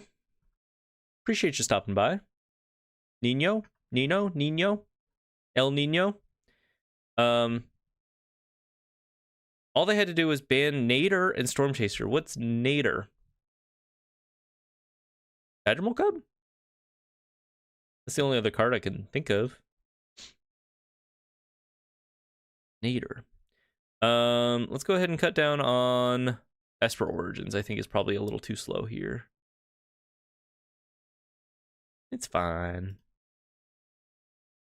Yeah, 2's fine. Okay, try it like that. We got ranched by the Void. Badgermole. Yeah. Okay. We got ranched by the Void. Ralph Nader. Didn't they ban Ralph Nader? I haven't seen Ralph Nader in Standard in a long time, so I'm just assuming it's banned. Got a mulligan that first hand. Okay, this is kind of risky bisky. So I can cast a turn 2 Requiting Hex. I actually think I'm going to keep this. It's not great. But I have 2 Surveils. Pretty likely to hit a 3rd land. I think I keep the Lookout around. This is not a good hand. But I think I'd rather not mull to 5. And the fact that it's, like, very removal leaning is what makes this somewhat keepable. We hit a Black Source. Great. Commune with Nature. Fine. It's a Badgermole Cub.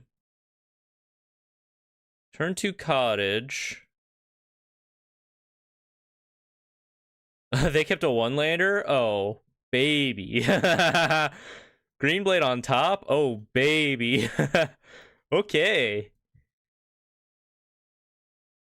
Fuck you, Badgermole Cub. Eat shit and die, and I don't give a fuck about your 1-lander. Suffer. Suffer.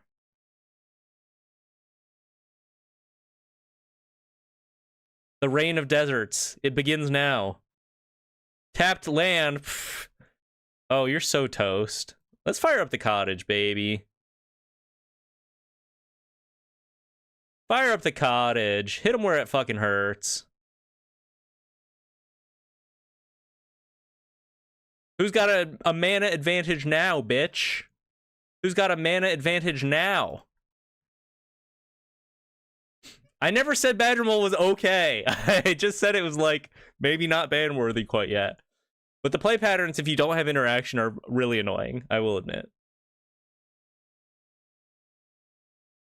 All right, well, that felt good. Let's see if we can do it again. Let's see if we can do it again.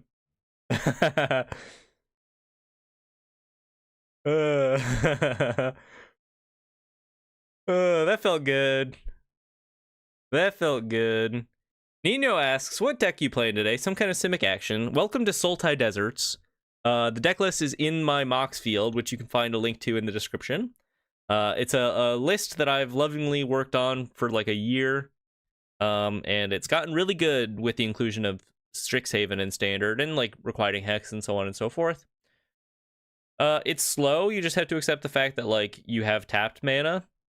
But we have access to like all the best interaction in Standard and some like really good value creatures that you don't normally get to play, including like Free Strider Lookout and Outcaster Greenblade.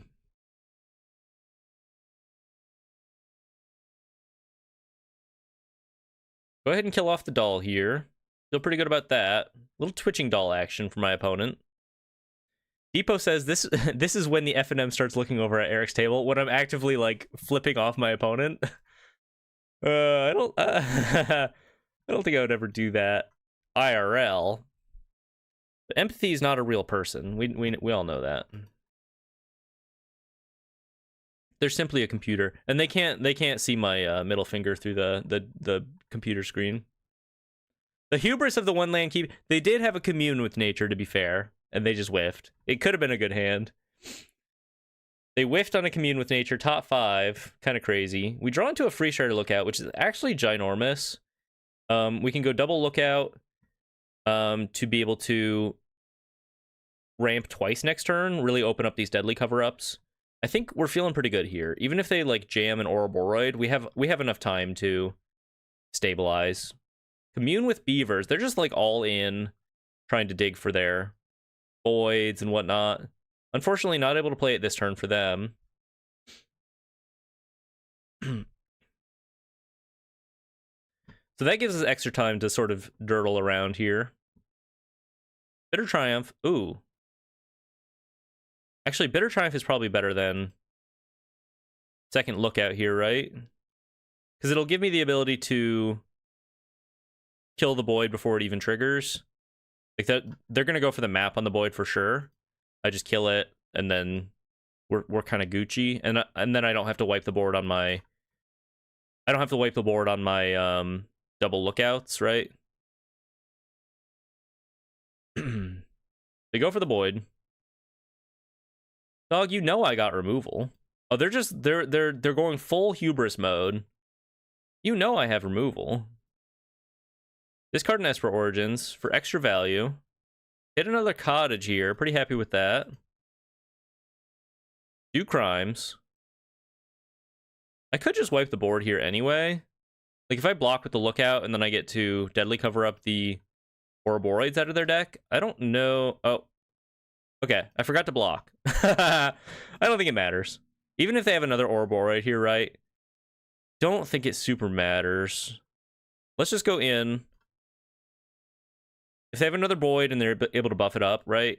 It's not like I'm dead to that immediately. Especially with double board wipe in hand. Do a Surveil. I guess we'll leave the Forest on top. Deathcap Blade, that's fine.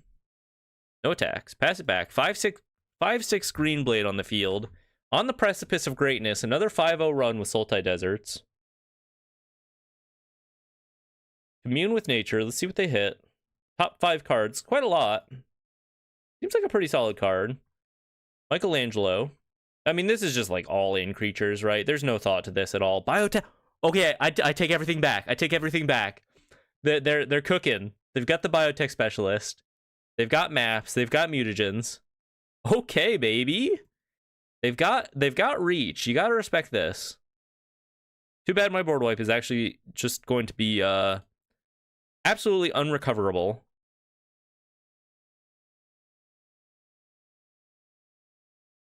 Swings with 7-8. I'm going to block with the green blade here. I'm going to wipe the board. I might as well try to, like, do a crime first, right? And I get to do a crime, which is nice.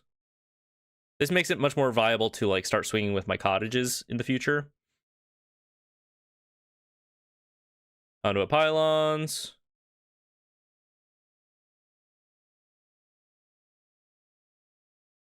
Swinging with the lookouts. I mean, you know what it is. You know what it mother freaking is.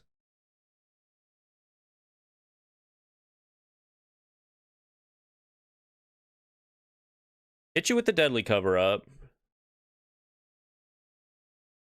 And I have enough mana to cast this Esper Origins. They are, like, so out of the game. Question is, what do you take? And I actually think you might be thinking, like, oh, take the Ouroboros, like, it scales, but I actually think I'm most afraid of them, like, drawing another biotech specialist, right? Get a little peeksy at their list. Because now I'm in a position where I can just, like, wipe the board if they draw another Ouroboros, right? But the reach from biotech specialist is kind of scary, in my opinion.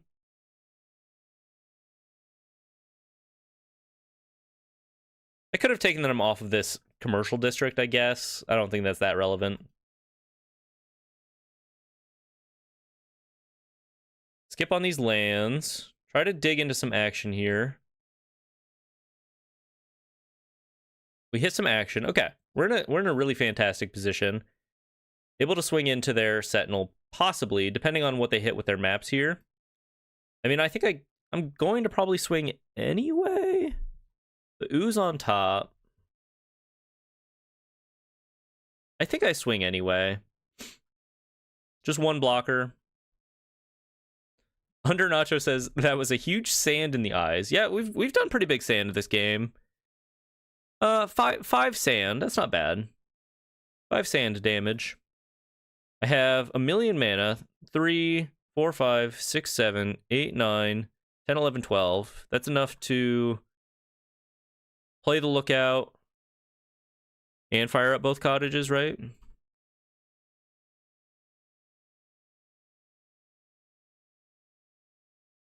going to hold on to this extra desert to do crime guaranteed next time around. I don't think it matters what I exile here. Let's take, I don't know, Sentinels. I'm going to leave the Ouroboros in case I rip another deadly cover up, right? Gives me another pretty good target to take out of their deck.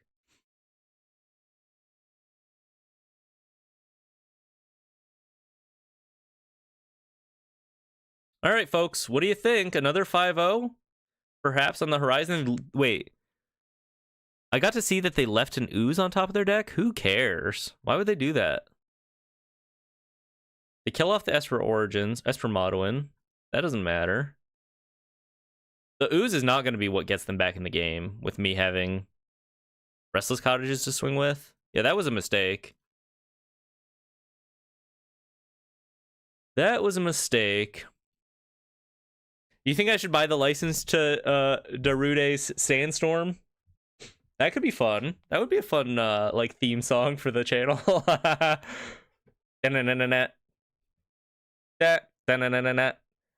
I'll break out like my ukulele or something. I'll learn it. Anytime I go 5-0 with deserts, just start ripping it.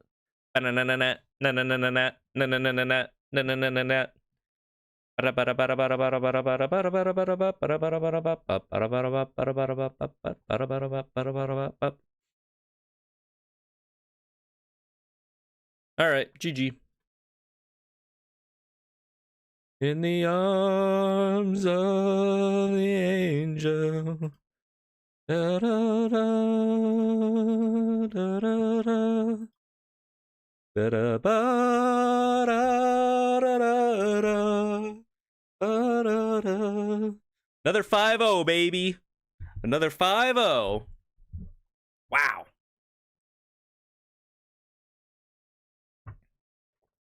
Officially 17-0. Sultai Deserts. And they said mid range wasn't possible in standard. Come on. All right. Let's hop into the keep it rolling while I have time here still. They said the standard metagame challenge was up. What's contender draft?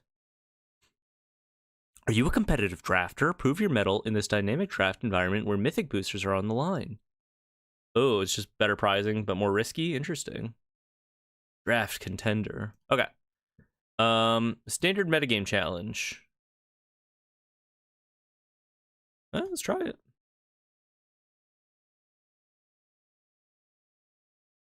If I'm just gonna stop the stream when I lose this, probably, by the way. So, or 5 o'clock, whichever comes first. I have a thing going on later. I definitely have like time, but I don't have time to I have time to try this, but I don't have time to do anything else after. So if I lose, I think I'm just gonna call it there. But hopping into match 1 of the standard metagame challenge. Standard metagame challenge. See if Sultai Deserts has what it takes to stand up to the standard metagame. His hand's okay. Opponent mulls to 6, so I think it's probably a reasonable keep. Probably a reasonable keep. See what we're up against here. A little is it flavor, huh? I guess that doesn't surprise me too much. Lead on our Festering Gulch. Oh, they kept a 1-lander. Okay. Welcome to the standard metagame challenge, punk. We can go to game 2. It's okay.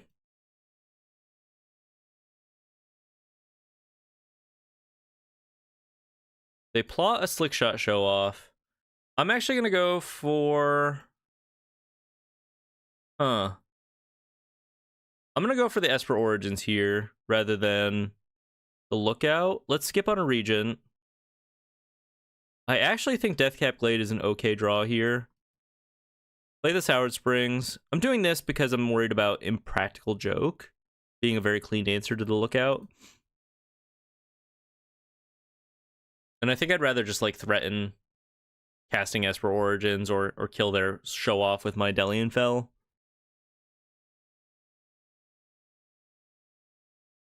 Play the Glade. Yeah, let's just go for the Delian Fell here. They could counter it. They do have a Spell Pierce. That's pretty good for them. That's pretty good. Not a whole lot of other action, though. Still on 2 lands is pretty rough for them.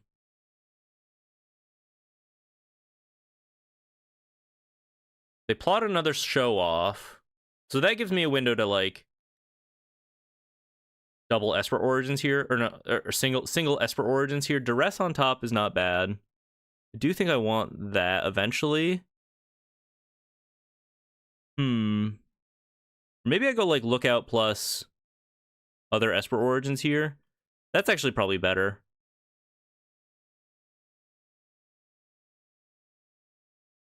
Yeah, we'll leave the Duress on top. Probably our best draw here.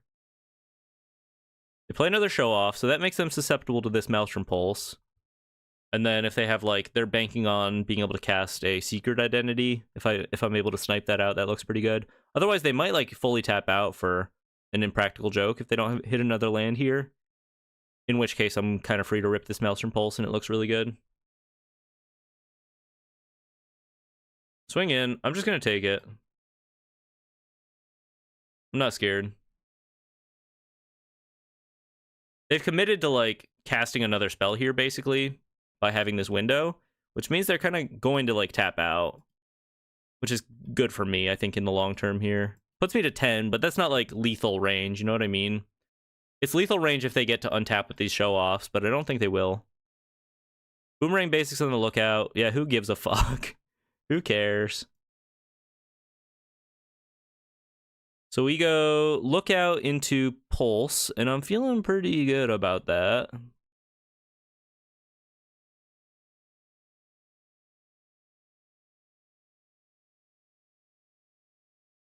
I have a lot of life gain. Like 1,000,000 points of life gain. So they're very, like, sort of aggressive play is not going to pay off, I think. I agree that they shot their shot way too soon. Just because I'm not blocking doesn't mean you have to like commit to dealing the damage there, right? I think you just pass and say like, okay, I have, you know, secret identity. Let's like use this defensively, especially if you're down on cards, like starting at 6 cards. Seems a little rough. Hit a Restless Cottage here. Hit him with the duress. Do crimes. What you got? Flow State. Eddie Merc Crab costs 1, 2, 3. Okay. So they can cast the crab no matter what. Plasma Bolt. Yeah, take the Flow State here. Let's move into combat. Make them cast the crab, and then I'll go second main phase Esper Origins, probably.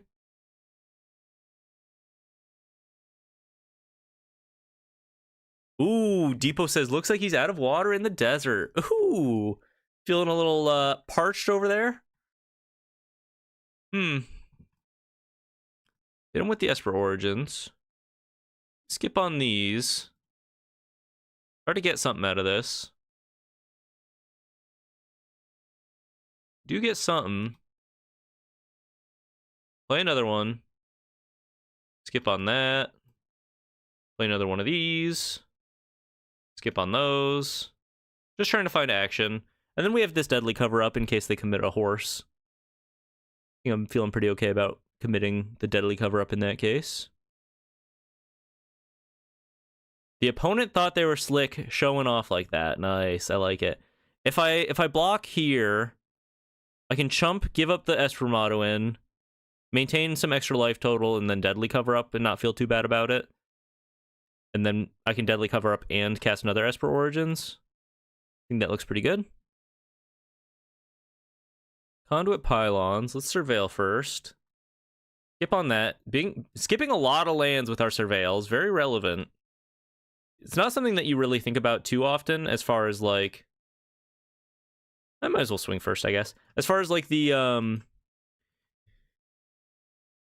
as far as like what we consider card advantage, right? But the surveils from the Conduit Pylons, the surveils from Esper Origins, it all makes like our late game very consistent compared to decks that are just relying on like...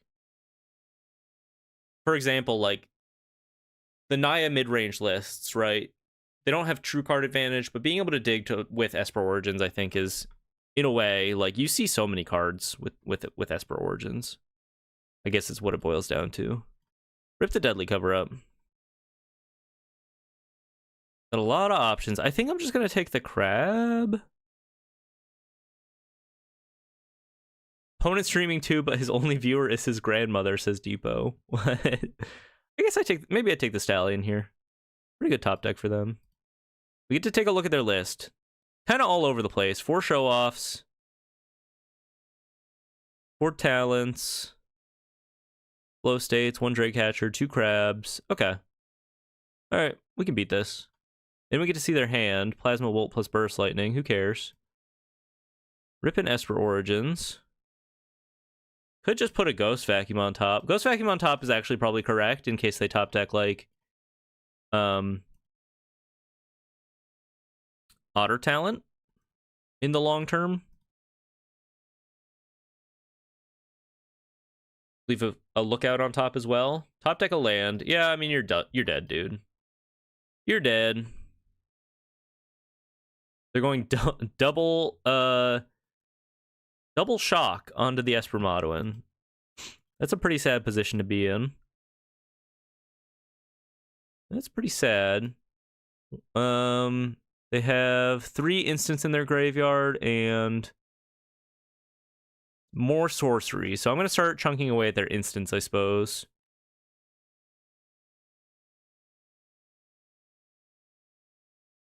Get the lookout going. Fire up the cottage here. Do crimes. Keep them off of flow state as a good top deck. But they're just way too far out of the game. Off to a good start. They're looking at my main deck Ghost Vacuum. It's the tech. There's no reason not to play it, I think. Especially with how common just it is right now. But beyond that, it's like just a good card. It's good graveyard hate, but it's just like a good card as like a good value card too, right? Bring in the Surax. I think against their build with the 4 Slick Shot Show-Offs, maybe not. They're not that like control-y. Yeah, never mind on the Surax. But we do want to go down a stroke, up the hexes, up the curse. Do we want cease? I think we go down the deadly cover-ups here.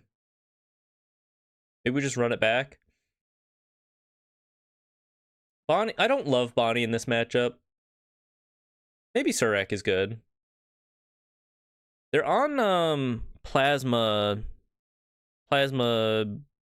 Bolt, whatever that card is, which can do 3 damage if they trigger Void. But we didn't see any impractical jokes, which is kind of the big thing to be afraid of with our 3 toughness creatures.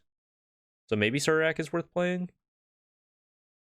Could also bring in like just more hard removal and combine that with our Graveyard Hate to eventually just win. Let's just try it like this. I guess I could have cut a land for Surak, maybe.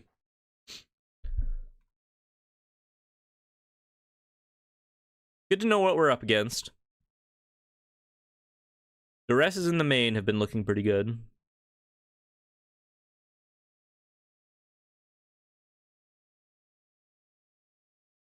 Mulligan this. Mulligan this. Okay. I don't love mulliganing to 5, but this is not bad. Let's go ahead.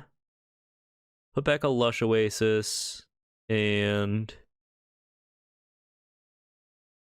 Maelstrom Pulse, maybe?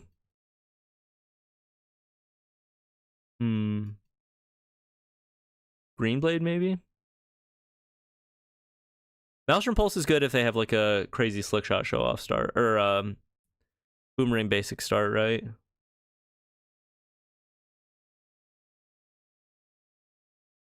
Maybe we put back the Delian Fell. Yeah, I don't love that position. It would have been a good 6.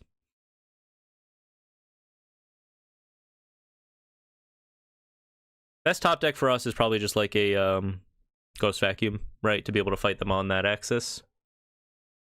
Depot says Andrago 2 lands. Yeah, it's a little risky though, right? I mean, it would have looked good now, in retrospect. But with a Surveil, yeah, maybe. Maybe. The Stallion. The Italian Stallion. Drawn to a Ghost Vacuum. I guess I'm going to go Pylons Greenblade here. I don't love giving up the Surveil here, but okay. I just Surveil away a land, so it doesn't really matter. Grab another Pylons. More Surveils. If they have another Stallion, we can Maelstrom Pulse it. Maelstrom Pulse them away.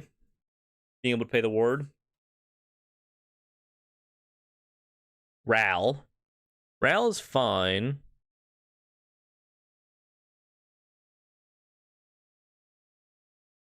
Yeah, we'll just Maelstrom Pulse the Ral and play a Ghost Vacuum here. Feel pretty happy about that. I guess I could like start by pressuring the Ral. Might as well get something out of this, right? Kill off an Otter. Kill off the Ral. Play a Ghost Vacuum. I don't know that there's a reason to rip this quite yet.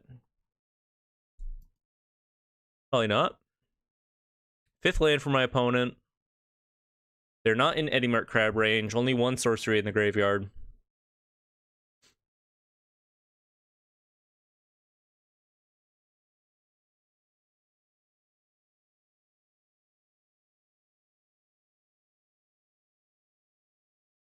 Steaming Sauna. Okay. They've committed. We're going to grind this one out, they said. All right, let's do it. Unfortunately for us, fortunately for them, 3 lands in hand. Drawn to another Greenblade is kind of huge. Let's grab another Conduit Pylons, but I think this turn I'm just going to go for a Gulch here.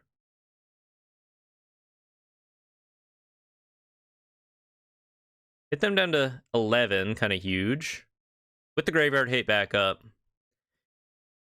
We can keep them off of Crab, which is really huge in this position. Like, Crab is, like, the best answer to what I'm doing, right? But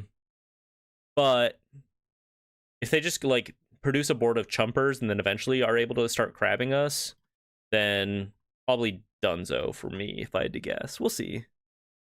I need to draw action. Flow state, who cares?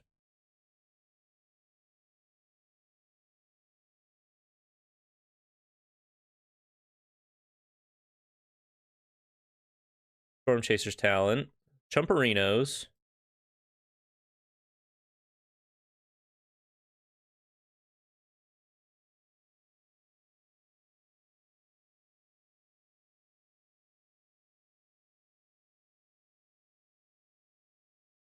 Two mana available for the turn. They have a Roaring Furnace they can unlock, but it's not going to do nearly enough damage. Unless they, like, swing in with the Stallion and then want to kill Greenblade post-combat. I guess I just don't block, right? I can afford to not block. Moving into the end step. Exile a Flow State here. I guess I'm not technically in their end step yet, so I should have waited on this, but I don't think it'll matter. They only have 2 mana available. It's not like they can activate a Storm Chaser's Talent or anything.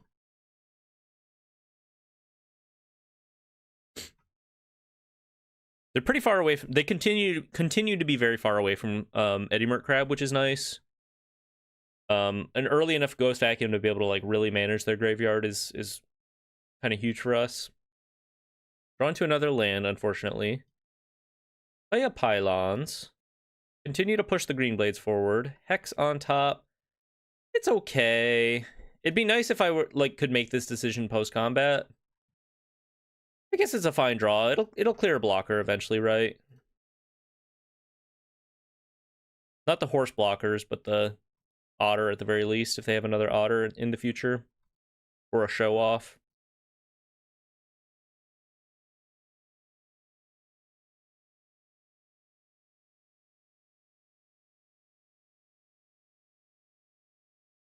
Green Blades are big.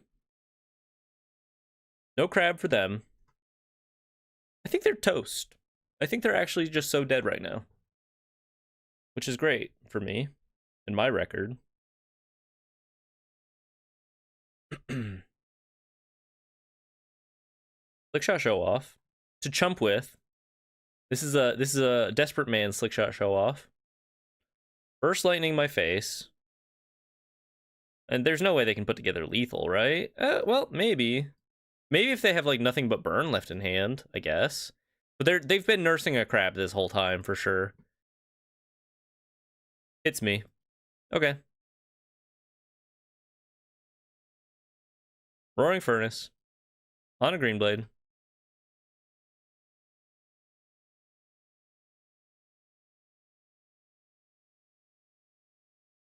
GG. They were just showing me their cards.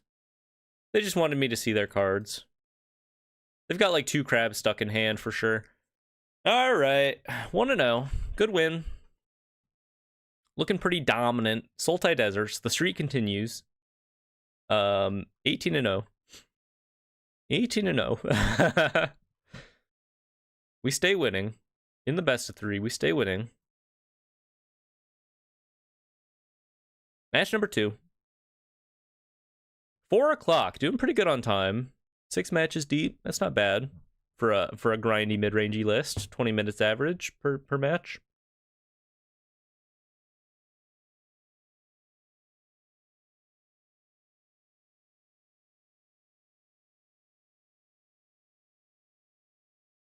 Okay. Pretty decent hand. A position where maybe Blooming Marsh would have looked better than Deathcap Glade, but that's okay. Lead on a Gulch here. Now the Deathcap Glade looks fine.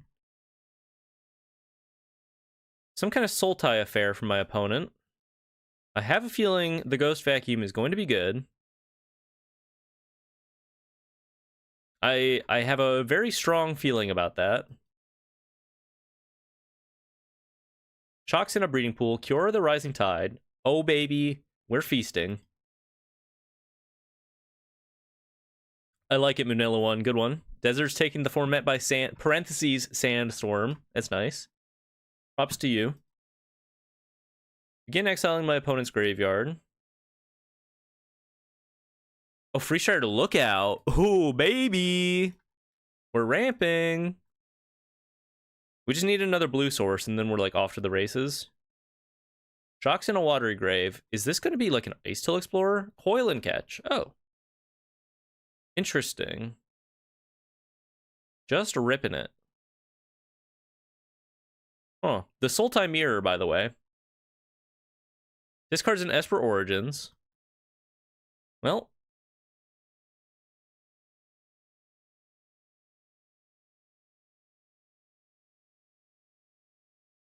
Swinging in for 3. That's totally cool with me. We can chunk each other back and forth.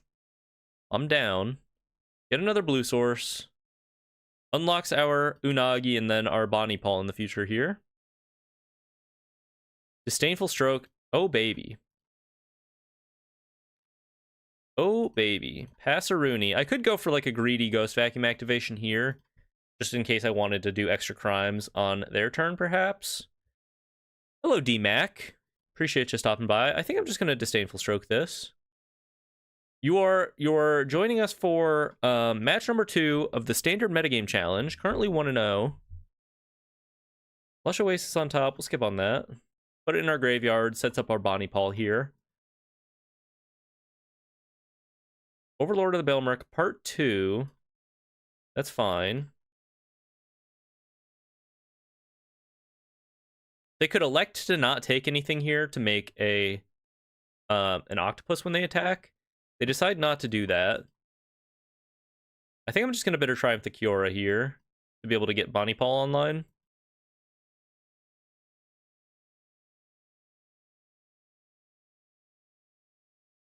Depot says Reanimator deserves to lose every game. But this doesn't quite look like Reanimator necessarily. Maybe it is. Play our Bonnie Paul. Pretty huge. Attack with the Lookout. Get a desert out of our graveyard. Do crimes.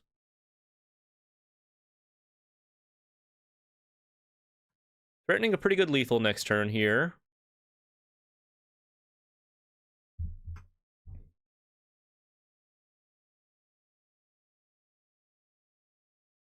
Main deck Ghost Vacuum. Eating good. Eating very good. Caballero the Mind Bitten. Only one option for my opponent. Guess we'll let him do it. Who cares? They are just dead on board. They're not gaining anything by doing this other than, like, showing us more of their deck.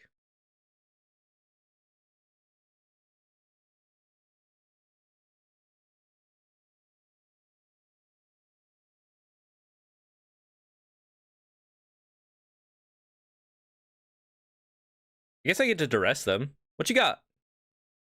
No, resolve the trigger. Go, go, go, go, go. Let me see your hand. Let me see your hand. Let me see your hand. Okay. More of the same. More of the same. Okay. GG. Whee.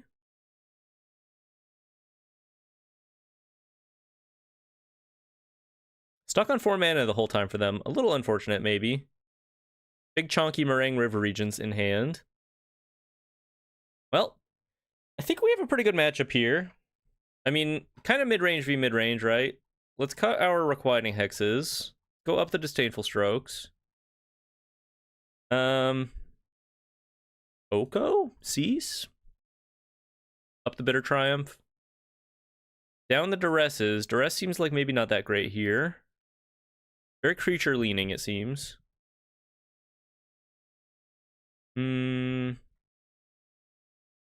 Probably cut a Withering Curse. I think Deadly Cover Up actually looks pretty good here, though. Go down a land. We maybe... We've bumped up our curve a little. It's probably not worth cutting 2 lands. Go down the Maelstrom Pulse. I think this all looks pretty good. Do we want Desert Stews for the late game? On the draw, it's probably good. Kind of, maybe we don't want Oko here. Thinking about how these games are going to play out. Maybe the first one's fine. Yeah, it's probably okay. That's probably okay. I don't know. We have a lot of good options. It's a little awkward, like, our curve basically starts at 2. We have 2 Ghost Vac. I mean, great hand. It's just a good hand. Happy to keep this. Ghost Vacuum in the opener. Free Strider Lookout. Pretty likely that we'll be winning this one, I think, just given this opener. And they mulligan to 6. Thinking about mulliganing to 5.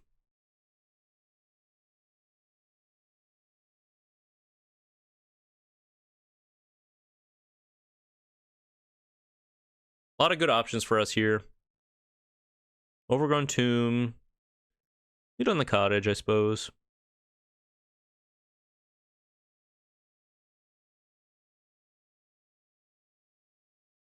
Overlord of the Bailmerk. Pretty good card against us. Pretty likely to unimpend.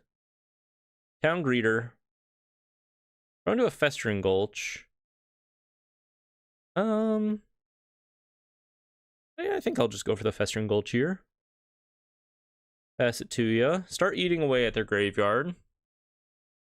They're trying to do like a Caballero into, oh, they have a Heritage Wreck. Caballero into like, copy a Craterhoof, or like use, copy Archfiend, I guess, into Craterhoof. It's kind of very like a classic Sultai Caballero sort of build. You don't really see these too often anymore, though. Another Free Strider Lookout. Deadly Cover Up. I think I'm going to leave that on top. Play a Lookout. Leave this on top in case they do, like, get to do everything they want. Deadly Cover Up tends to be a pretty good failsafe against that. They haven't awakened the Honored Dead. I'm leaning toward just, like, double Esper Origins this turn. Help set up my draws. I could also just go Lookout. Can't tap like that. I think I'm gonna go Origins here.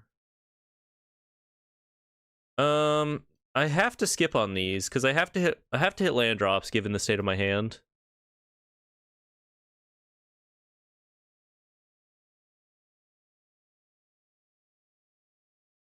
This is okay.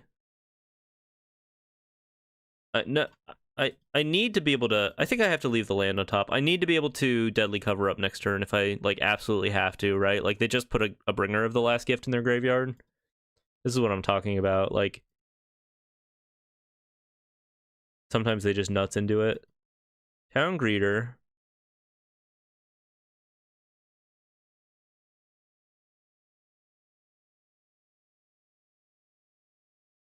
I mean, I guess in the most ideal scenario, I get to wait one more turn on this Deadly Cover Up. Because then the Overlord will be unimpended. They might counter this. They don't counter it. I think Oko's a fine draw. This all seems fine. Delay the Deadly Cover Up one more turn. Be able to hit the Overlord. Worst case scenario, they have counter magic for the Deadly Cover Up, basically, is what it comes down to. Oh no, they put a Craterhoof in their graveyard. That's also very bad. That's also very bad. I mean, if they have the Caballero, I think I'm just dead here, right? With the Town Greeter. Maybe not. I'm at 26. Maybe not. It's only 2 attackers. They don't have the Caballero. Huge for me. They just hit it, and I get to wipe their board. Huge.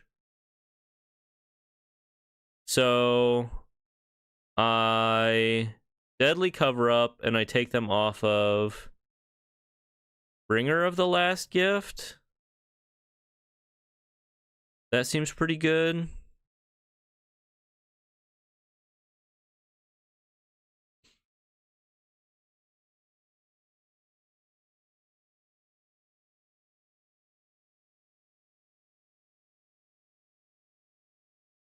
Depot says you're fine without the dragon pinging you. What does that mean? Holy shit, they're on 3 crater... Oh, the red dragon, I see. They're on 3 crater hoof behemoths. That's crazy. They're just like all in. They do have 2 negates, that's good to know. 1 other heritage wreck. No Cavern of Souls, good to know. They're all in, dude. Hit all of the bringers, make sure we got them all. Okay, so they can still like copy an Overlord with Caballero, which is pretty good for them. But I have removal for that. Are they gonna deck themselves? They hit another Caballero, pretty huge. Deathcap Glade, pretty good draw. That lets us go Oko here.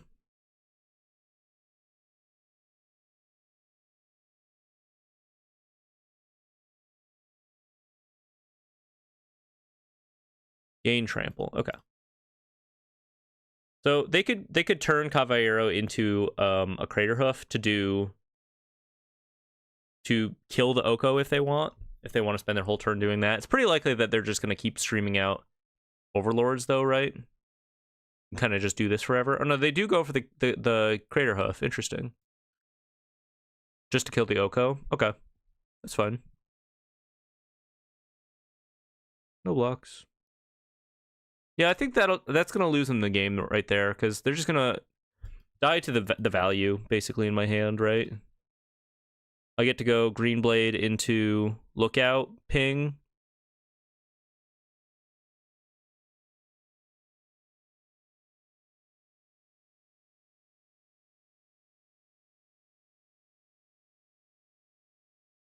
Continue to ping. Put them down to 14. Esper Origins plus fire up the cottage next turn. And all they have is a sad 4/4 Crater Hoof. They've given up on like the loop that they could have had.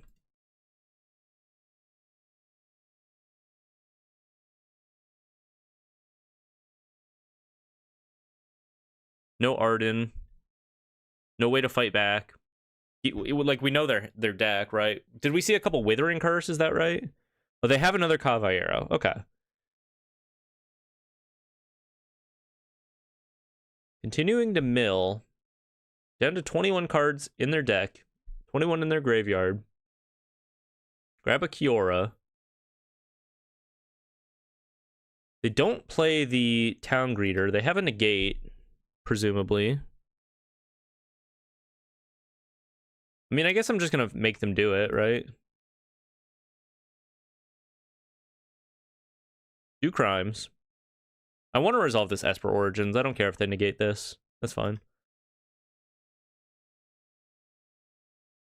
Get a forest.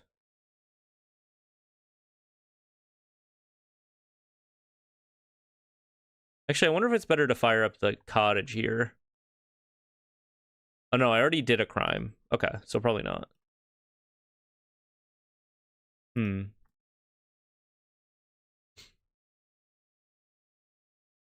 Skip on the lands.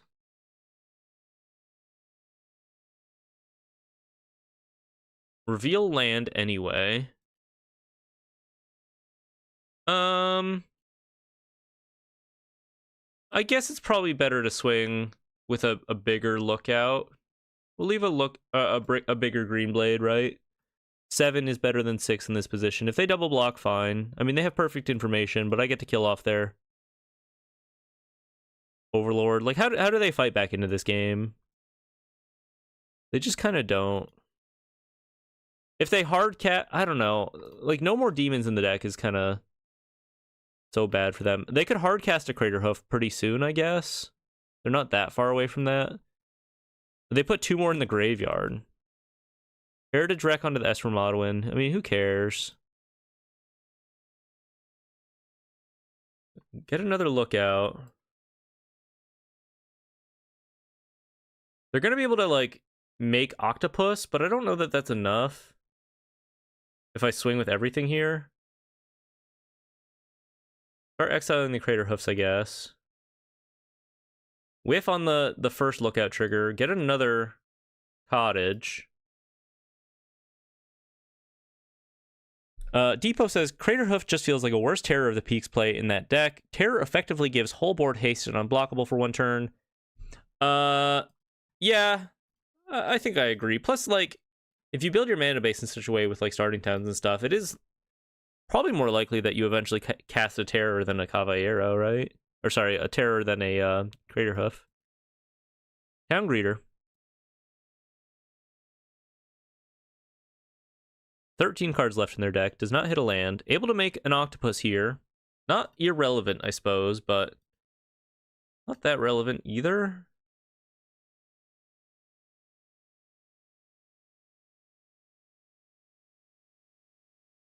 Do I trade?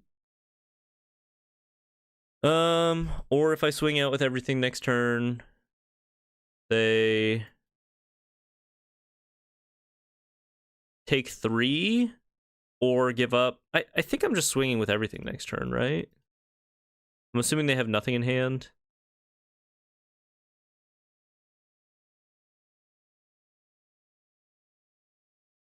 You can show me your land. It's okay.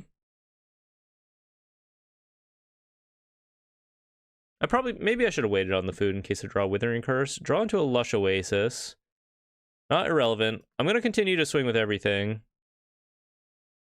Because either they, like... I think this is right. I think this is okay. I get to do crimes this way. I get to continue to sort of carve up their graveyard and take them off of the, like, Caballero into Crater Hoof out. Unless they give up their Caballero Crater Hoof here. Make a couple foods. So yeah, they get to block like this. Okay. I don't know, but this is a Caballero that's going to their graveyard. They go to 3. They deal with both of my cottages, importantly, but now what do they do? You just continue to swing with Kiora, and now we're kind of at parity? They have another Kiora, but they're playing it before attacking? Question mark? I don't know about all this. I don't know about all this. They should have attacked to at least give this vigilance, essentially, right?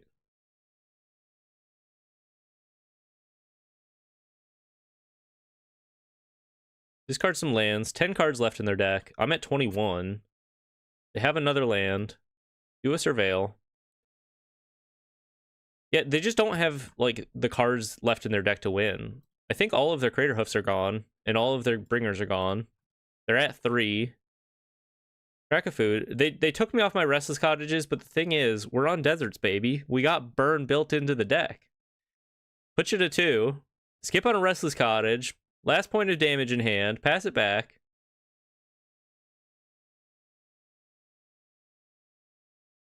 It's built right into the deck. They Surveil. Okay. We've done 1, 2, 3, 4, 5, 6 damage with our deserts alone. And we have the finishing blow. Always a pleasure.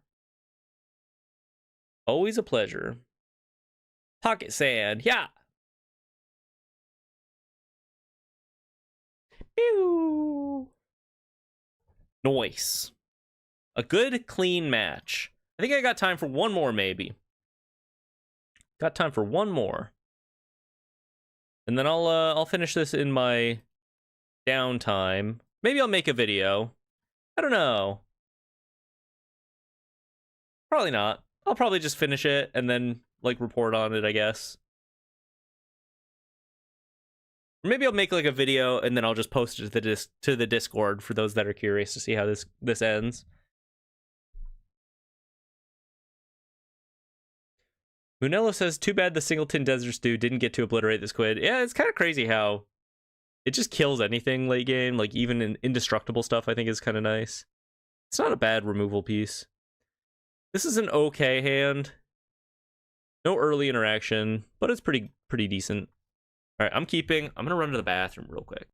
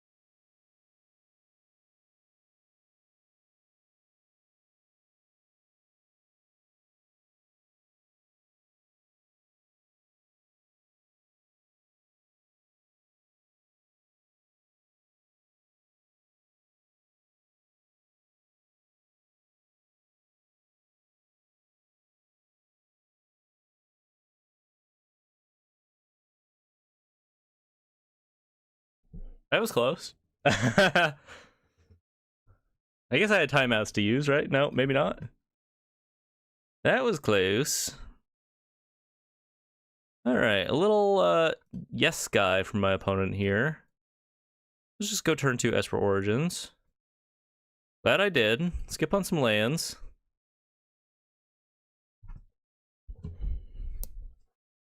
Munel1 says, is this how the desert streak is going to end? Fret not, fret not. Oh, I kind of made a fatal error here, I think. I went for a 2/3 green blade, which means it's susceptible to lightning helix. I tend to try to warn against this kind of thing, but it is what it is. Opponent rips a fabled passage here. Could be 4-color.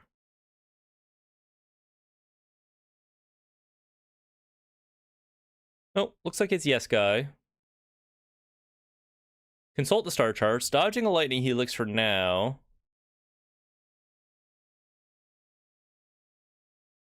Tablet of Discovery. It's a land. Good for you. Good for you. And they have the helix on the green blade. Oh, a braid. That's fine. It's okay when it's a braid. I think I have to kill the tablet, right? 2 extra mana is just too much for them right now. This early.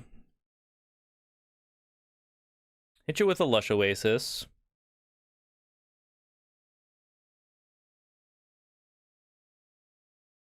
So, presumably they don't have counter magic in their deck if they're on the tablet, though, right?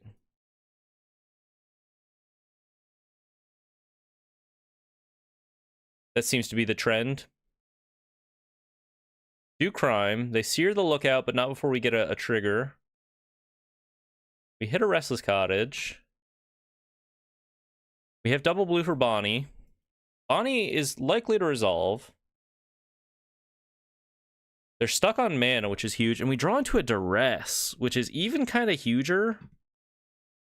Rip the Duress. Snipe a nice Jeskai Rev out of their fucking hand. Their slimy little mitts. Get out of here.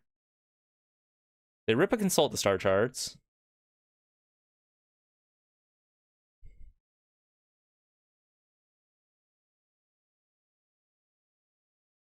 Depot, you said streak ends on constipation. Dog, is anyone ripping like a shit before like right at the start of the game? I don't.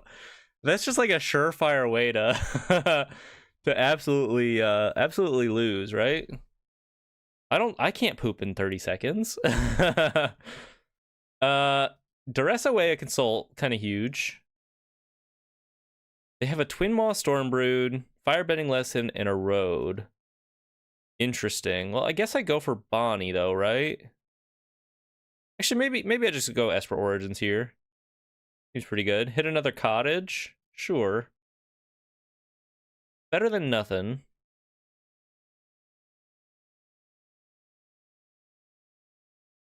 I think best case scenario we get like at least 1 attack in. Depot says sometimes Mother Nature doesn't give you a choice. Well, you know, not sure about that. They ripped the Charring Bite, whatever it's called. 5 damage from the Twin Maw Stormbrood. Interesting. Huh. I think I'm just gonna go double Esper Origins here. Once again, trying to get an attack in at least with the Esper Origins. Or sorry, to trigger the Bonnie. We mill over another Esper Origins, kind of huge for us. Hopefully we actually hit something off of this trigger. We do. Hidden Island, that's not bad. I'm gonna play my Surveil land here though. Try to get more action going. Meringue River region is more action. Very nice to be able to start discarding away some of these extra lands here too. Opponent still not on Jeskai Rev mana. Still not on Jeskai Rev mana. I think I go for Bonnie here. And maybe hold up the Coil and Catch.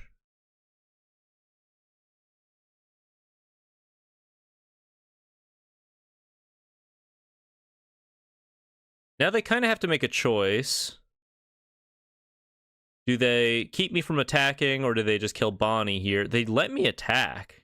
They did not read Bonnie Paul. They did not read Bonnie Paul confirmed.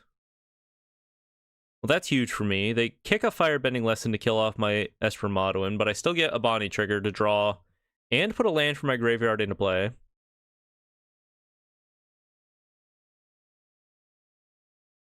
Get you with a desert. I'm going to play around board wipe here by just holding up the coil and catch rather than going for the Esper Origins.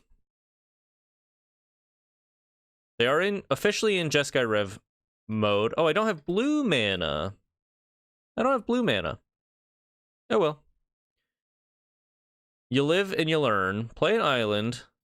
Got to assume they're ripping Jeskai Rev here. No, they let me attack. They once again let me attack.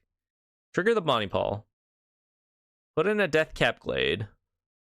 They're just... Are they accepting their fate? There's the Jeskai Rev. Bounces the cow. And deals 4 to me. Okay.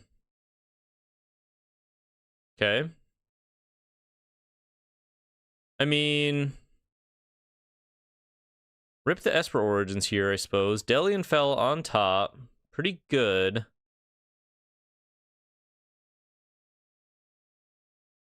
Do I have enough mana to Delian and Coil and Catch? I do. And I'm leaving up blue mana this time. Let's draw. Pass. Feeling okay. They did just draw a lot of cards. Tablet of Discovery.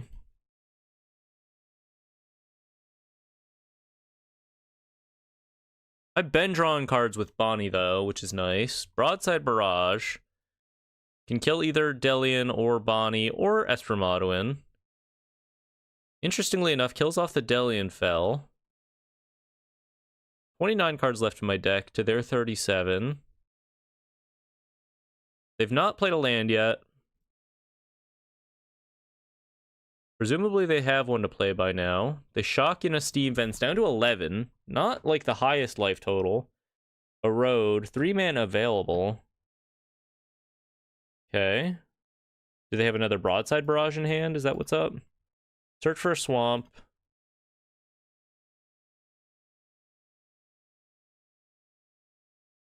They're hitting me for 4. Huh.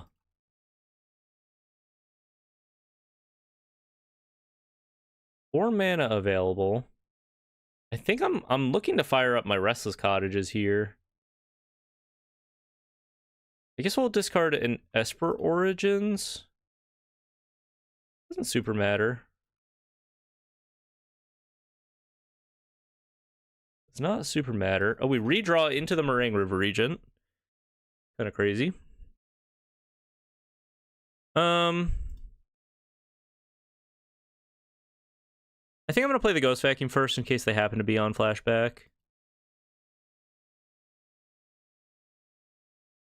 Play a Pylons. Lookout is fine. Fire up Cottage. I think no matter what, like, double Cottage can't really go wrong. Because I have enough mana to sacrifice a food at the very least in this case.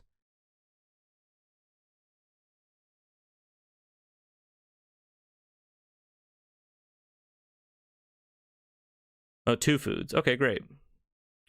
Let's exile a Jeskai Rev. Anything that gains them life is what we want to sort of look to exiling here. I do have the Ghost Vacuum in play, though. Doesn't super matter. Oh, I targeted my land with Restless Cottage. That was that trigger. Okay. Oops. Not gonna matter too much. Skip it on Ghost Vacuum. They're representing something here, or maybe nothing. Maybe they're dead.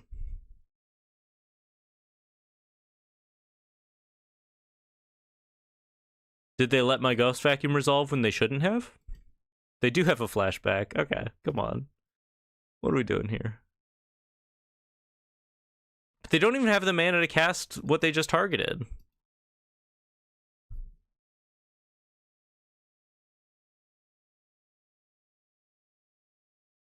All around poor play. No offense. Exclamation point. No offense. All around kind of poor play there. Okay, well, pretty good duress in the main once again. Sort of the point of the stream, testing out duress in the main with the uptick in this creature list, Jeskai control list. Gaining popularity, seemed pretty good there. Bring in our Disdainful Strokes, bring in our Surax, cut down on the Maelstrom Pulses, not super, although it hits like the Prowess tokens late game, which is not super relevant. Cut down on the Deadly Cover-Ups, bring in the Deceit, bring in the Cease, Desist, at the very least, cycles. It's probably smart to have at least like 1 or 2 Bitter Triumph in the main, maybe. Maybe the first like Bitter Triumph is okay. Or Deadly Cover-Up for that matter. Just like they could like ostensibly sideboard in a creature, right? Maybe Deadly Cover-Up is my preferred option here, just because like being able to take them like off all of their Jeskai Revs could be good in certain scenarios, or like if they go double Jeskai Rev and have a board full of monks, being able to wipe the board is not that bad. I think it's something like this though. I think it's something like this. As threat heavy as we can be, basically. With the duresses. This hand's okay. Not great. Keepable. We're not a deck that's really like looking to curve out anyway. The most important thing for us is just like having our land drops, so not the end of the world. Opponent has a Ghost Vacuum of their own. Interesting. Is that good against us? Not really, right? It just hits the Esper Origins. Doesn't really stop them from, or stop me from doing anything else. Play our Surak here. I'm not really sure what the sideboard of these lists looks like.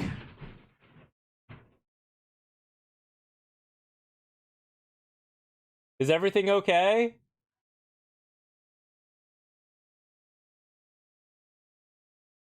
Tablet of Discovery, but they already played a land?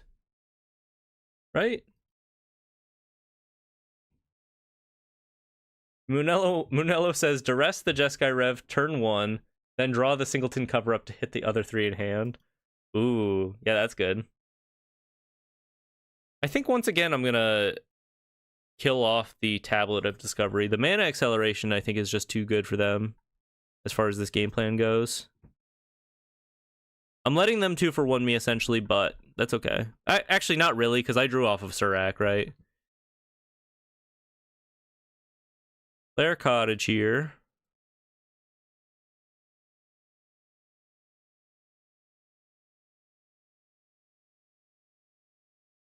We draw into a Ghost Vacuum. That's kind of good with the Lookout as well.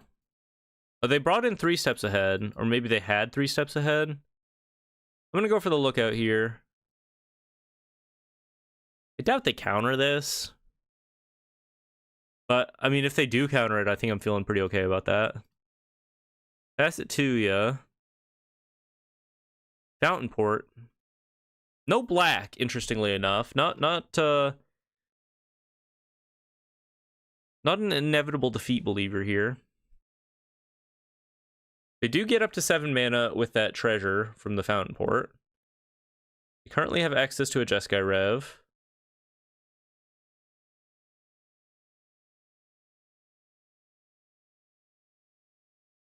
Make another Cottage. Pretty good. Play a Lush Oasis here. I think that's okay. I think I'm just going to play a Green Blade. We whiff on the Lookout trigger here. Play a Green Blade. I'm going to grab another Crime Land. They for sure have a Jeskai Rev in hand. Move to combat. Hitcha.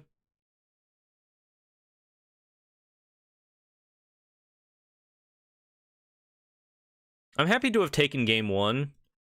This game is looking a little harder. Looks like they're going to bounce one of my lands here. 4 to the lookout and bounce a land. Okay. Okay. I already did my crime. Nothing really to be done about this. Pass it back.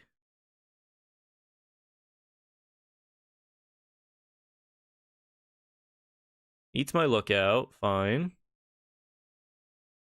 Curious to know if they kept the flashbacks in their deck. Meticulous Archive.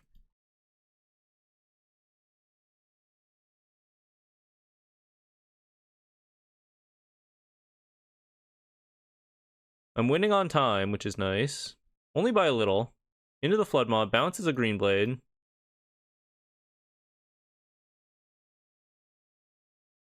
Lots of lands in hand. LOL. Lots of lands. Ghost Vacuum Part 2. Really, really weird. The double Ghost Vacuum. It's a fine value card for them, I guess. But I'm really not graveyard heavy. I have Esper Origins.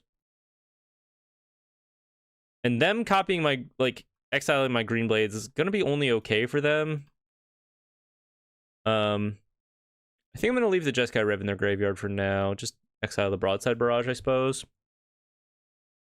It's only okay for them. Like, my Green Blades are big, right? But their Green Blades are going to be pretty puny.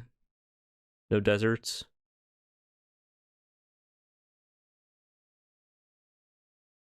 That's fine, dog. You got it, dude. Snipes away the Broadside Barrage from under my Ghost Vacuum for some reason. Go for the Green Blade. They don't have double blue for a 3 steps ahead. Grab a Pylons. Go for the Pylons here. I think I'm going to rip the Delian Fell. Right? Skip on a Lush Oasis. Rip the Delian Fell. It could die. They have a Flash Freeze. Okay. Whatever.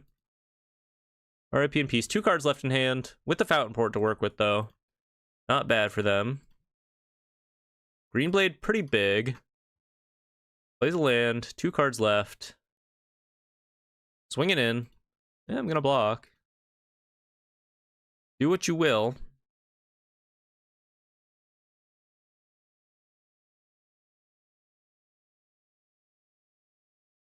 Seer.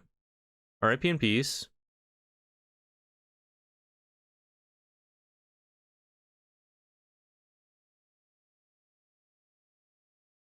But that opens up, like, cottage attacks, which is pretty good.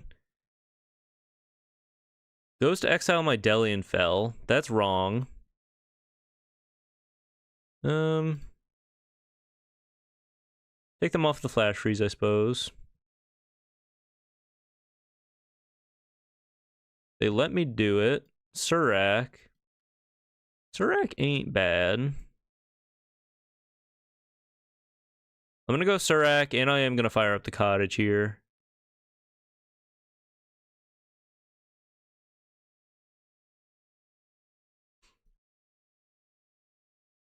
Making the foods is, like, super relevant. And managing their graveyard a little further is somewhat relevant. I am going to Ghost Vacuum my Green Blade here, though. That is effectively me drawing a Green Blade for the future. Especially on top of the fact that, like, it's not like they don't have any red mana right now, so they can't flashback their Seer anyway. They can't even flashback, and they don't have red mana, right? Kind of what this boils down to. They put themselves into a really weird position. Specifically, it's like a very small decision, like the result of some very, like, seemingly small decisions, but I get to freely, like, eat the Jeskai Rev to take that threat away too, by making me tap this Ghost Vacuum look not so bad, essentially, right? Worst case scenario is taken off the table for them.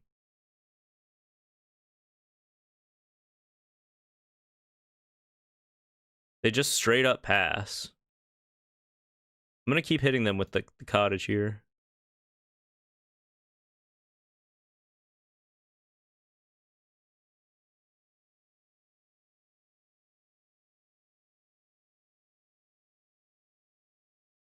Kind of feels like they have nothing in hand.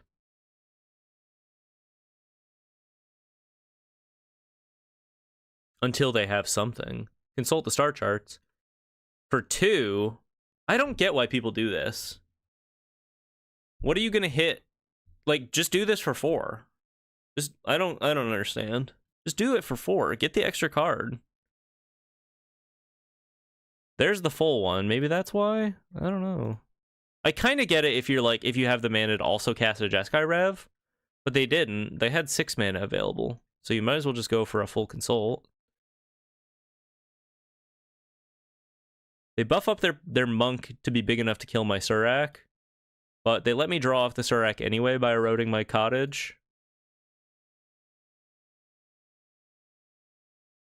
Munella once says, are we going to see the Oko copying the cottage interaction we didn't get to see last week?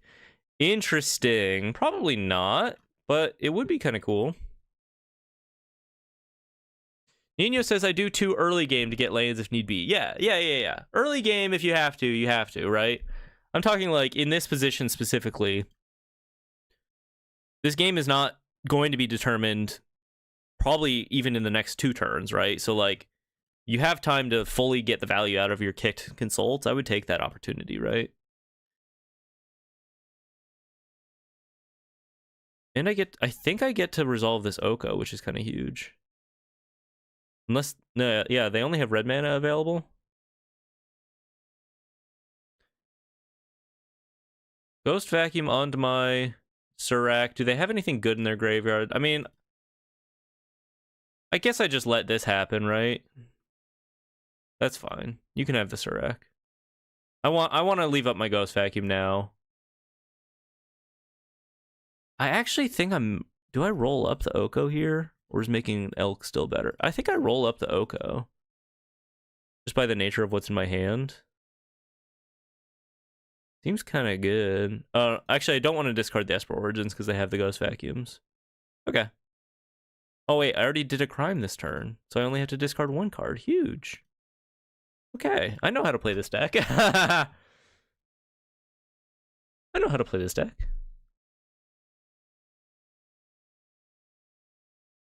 It seems kind of good, right? I don't usually roll up the Oko. But, seemed kind of good. I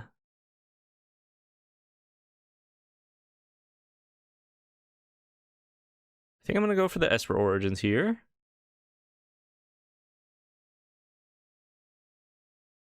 Yes.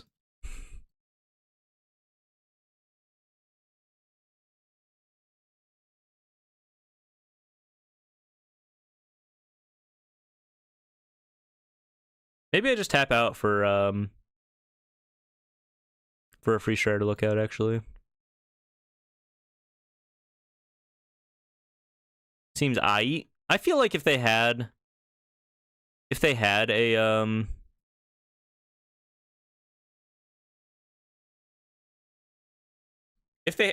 a Jeskai Rev, they would have used it by now, right? Hoko Ultimate Dream coming true. Oh, no, they have a Jeskai Rev, and now they're just finally using it to bounce my Oko and deal 4 to Esper. I don't understand what my opponent, like, they're making some weird choices. I feel like they let a lot happen before going for the Rev. Let's just do. Actually, I don't really want to do crime here. I do kind of want to draw the Bonnie. Let's just play the cottage. Bonnie's just like a good draw, right? I'll do crime if I have to. They cast a stock up. 32 cards left in their deck to my 33. Prowess triggers, but I'm at 16, which is not nothing. This is definitely going to be the last match, by the way. 4:45 about. I do have to go after this. Hopefully I have time to finish. Broadside Barrage. Okay. RIP in peace.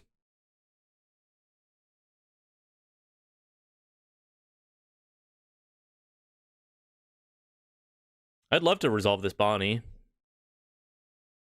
We haven't actually seen any board wipes from them yet. I got to assume they're on Day of Judgment in some capacity, though. Swing it in. I mean, I'll block. If you want to cast another spell to do prowess. That's fine. Back to me. Let's take a moment to Ghost Vacuum a Jeskai Rev.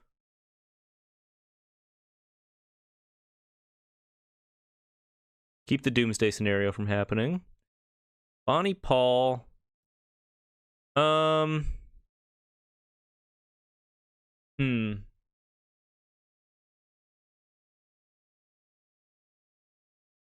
think I'd like to get Oko going. And maybe also hold up the Unagi. They have a flash freeze. Okay. Maybe I play Bonnie here then. Yeah, let's just go for Bonnie. Why not? Check that out. What up, Connor? Big Paul coming out. We'll see if it's good. Activate the Ghost Vacuum. Big Paul on the field. Ping ya.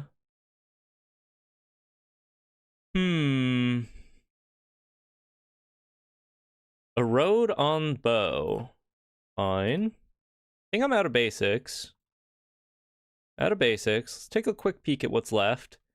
I mean, it's like very non-land slanted, which is good. A lot of good draws left.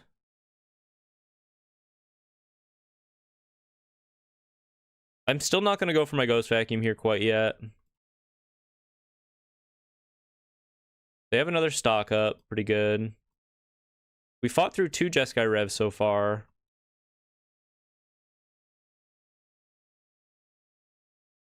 Four cards left in their hand. Tablet of Discovery. It's not bad.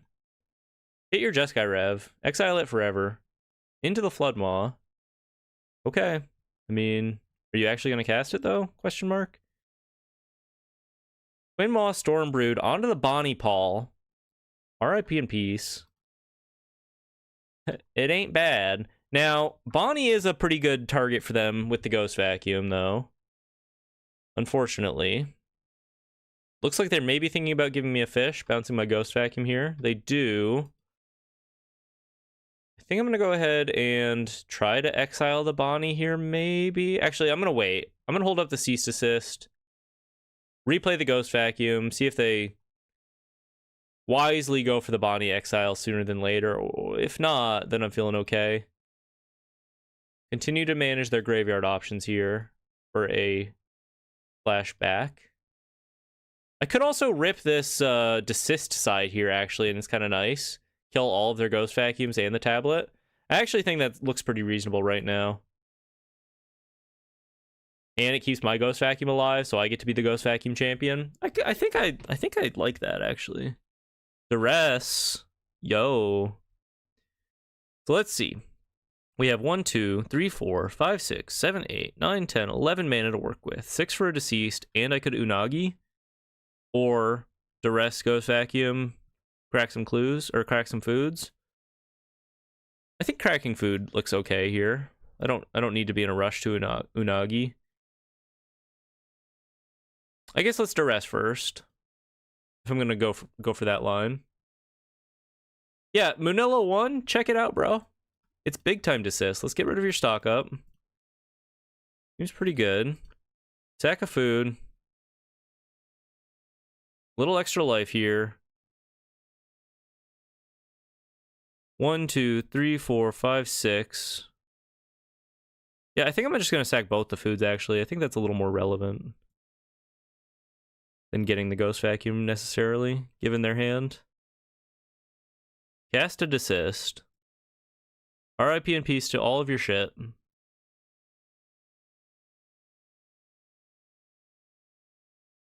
One last green free starter lookout exile. Hit you with the springs, I suppose. Don't know if it super matters. Send a message with the fish. And we're pretty much, I wouldn't say we're at parity. Oh, they top deck another stock up is kind of disgusting. Managing their tablet is still pretty relevant here, though, because now they can't, like, stock up into a Jeskai Rev, which is nice. I guess unless they hit another land drop here. Tablet. Exile your Jeskai Rev, punk. Ooh, baby! Ooh, baby! I don't feel bad at all. Get fucked. They didn't exile Bonnie. No, they did. They did exile Bonnie, sorry. They had 2 Ghost Vacuums they were working with. Wow, 1 more Jeskai Rev down. That's kind of huge for me. Let's fire up the cottage. Making food is good. Exile the Jeskai Rev. And I can play a Ghost Vacuum and hold up the Unagi here. I think I'm winning this one. I think I'm winning this one, officially.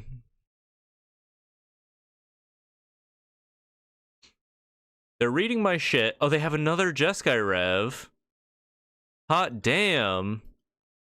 Well, I do get to Unagi this, presumably.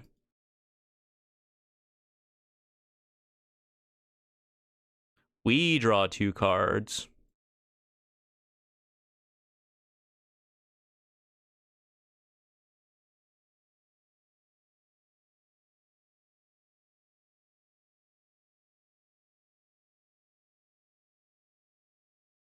Mistrise Village, interesting. Let's exile your Jeskai Rev, keep you off of the possibility of doing nasty flashback stuff with that, I suppose. Esper Origins is pretty huge for us here, being able to fight back on life total, and I have this Maelstrom Pulse in hand. I wonder if I can bait them to, like, negate an Oko, or flash freeze an Oko here, to be able to, like, get that Maelstrom Pulse resolved. Activates Fountain Port to make a token. Oh, they have nothing. Activates Fountain Port to make a token. I mean, do they just scoop to this then?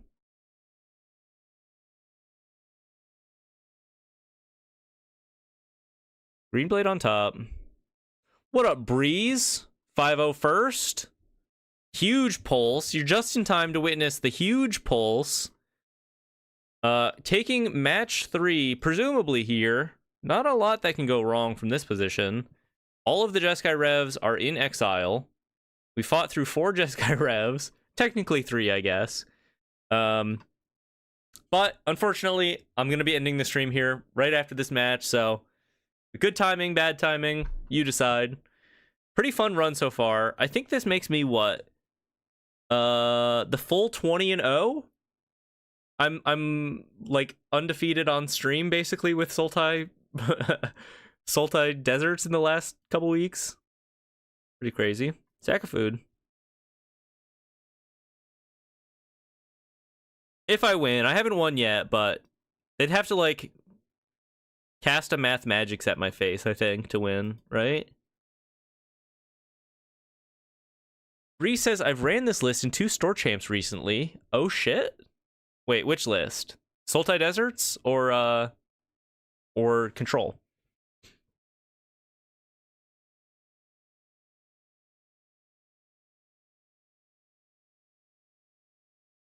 Presumably you're referring to Sultai Deserts.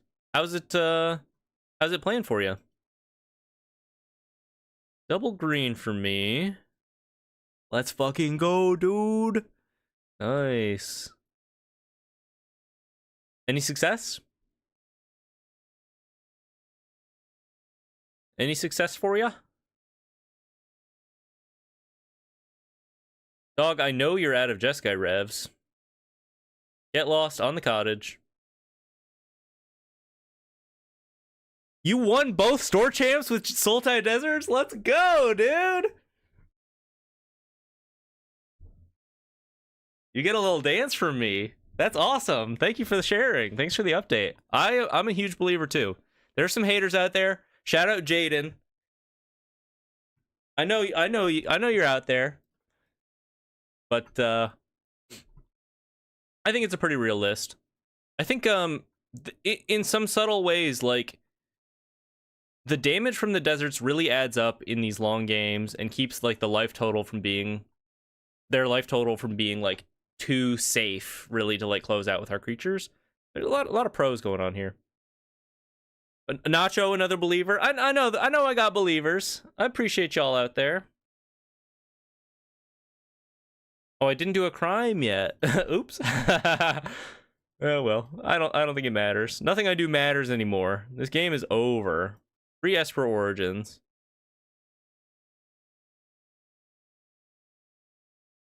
Nothing I do matters anymore. Pass it back. Karma says, what a deck. I'm running it in locals on Sunday minus Professor Delianfell because I can't get my hands on it. If you were to swap it out, what would you put in? If I were to swap out Delianfell, I guess you'd need more threats, probably. Delianfell is just such a game changer for the deck, though, honestly. It really takes the deck from being, like, decent to, like, actually good, I think. It gives you a lot of play in a lot of matchups. Maybe go up the third Ghost Vacuum, and then... maybe, like, another Meringue River Regent as sort of a card advantage / like, game ender piece, if you have that option. Opponent cast a Twin Maw Stormbrood.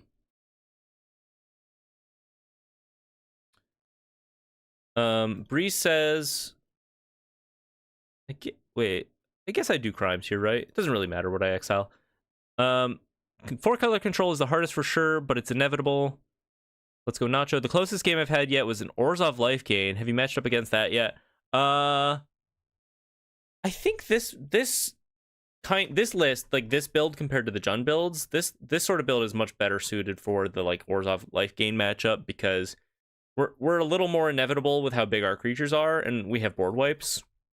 So I don't think we're that afraid of that matchup generally. Especially if they are graveyard oriented, we get some good points by being on the by being on main deck Ghost Vacuums too. So no, I haven't played that matchup in a while, but I'm not that worried about creature decks in general. Bounce the Stormbrood. Disdainful Stroke in hand. Yeah, I don't think we need another one. I think they're just dead here, right? Take their Stormbrood. I guess they can chump block my Greenblade with a fish. Copy my Greenblade. Swing with a 9/3 Oko. They have to go chump mode. And if they're in chump mode, that pretty much means the game's over. I'm going to Esper Origins. It doesn't super matter, probably. We get another free Esper Origins. We'll take a desert.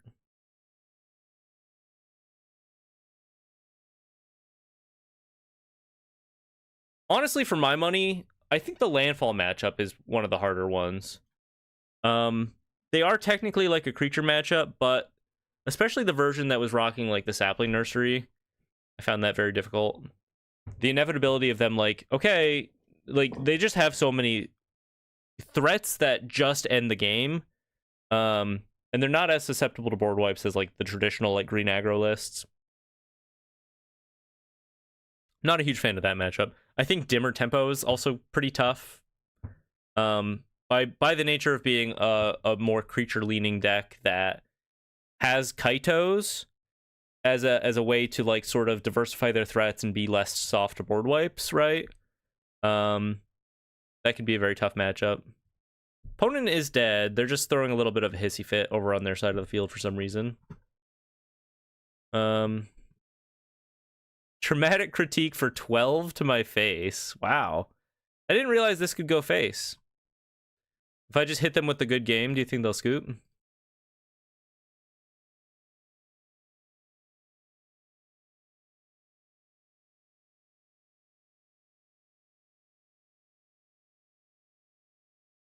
Leaving 1 mana available for what? Do crimes. Hit another cottage.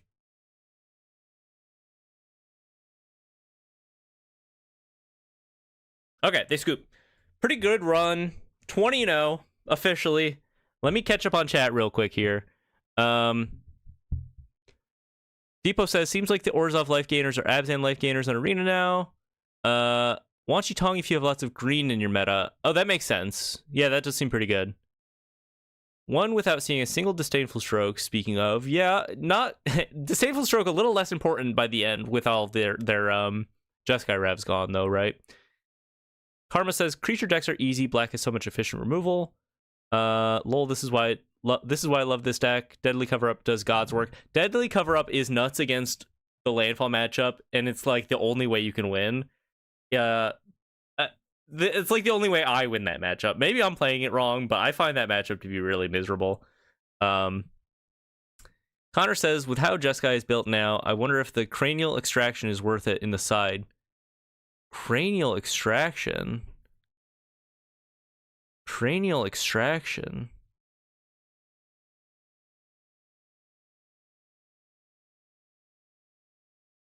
Cranial extraction? What?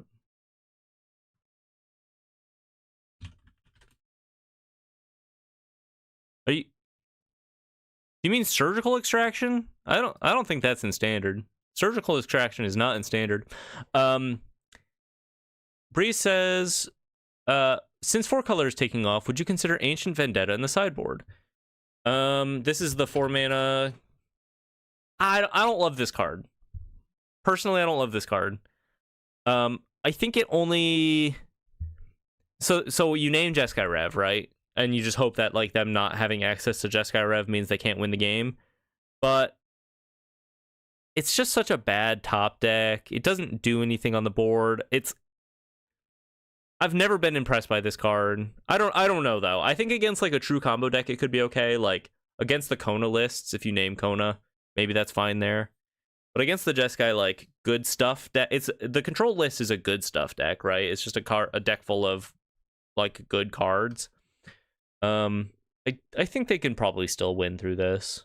I don't know. Yeah, I don't know that I love it. I think the best you could do is just pack like we're a blue deck, and blue decks are going to be the best at answering what the 4-color control lists are up to. Just having more disdainful strokes or spell pierces or negates, duress, like I think that's enough to win that matchup. I don't know, Breeze, I don't know if you noticed I'm playing the list I played today. I made some changes prepared, like being a little more prepared for the 4-color control matchup or the Jeskai control matchup. On main deck duresses this time around, one disdainful stroke in the main and just cutting down on our removal. And I left the 75 exactly the same. I just moved stuff around, right? Shifting the removal for more to just have a better game one against the Jeskai matchup. So seemed to work fine. I mean, I won that matchup. I happened to win that matchup 2-0. So Depot says, man, one less Esper that would have been dicey. One less Esper that would have been dicey. I'm not sure what you are referring to there. 20-0 and counting. Yeah. Okay. Good run, folks. Appreciate you hanging out with me. Yeah, as I said, kind of at the top, we won all 8 of our matches today. Sultai Deserts. 3-0 so far in the standard metagame challenge. When does this end? If I can, maybe I'll record the rest of this tomorrow and maybe post it to the Discord.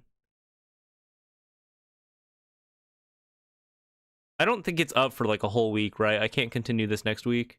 I'm going to be in DC next week. 12 damage on the critique, yeah. Oh, Esper Origins 2 life, you got you to 2. Oh, and then 12 damage on the critique. Yeah. I think it was at 3, but yeah. It was kind of close there with the critique in the end. Kind of close. Okay. Fun run. Appreciate you guys hanging out. Have a beautiful weekend. Have a beautiful day. Catch you on the next one. Let me know if you'd like to see more Sultai Deserts videos. I don't know. I might not stream next week. I will be in DC. So I'll try to put out at least one video before I go. Anyway, but appreciate you watching. Appreciate you hanging out. I'll catch you on the next one.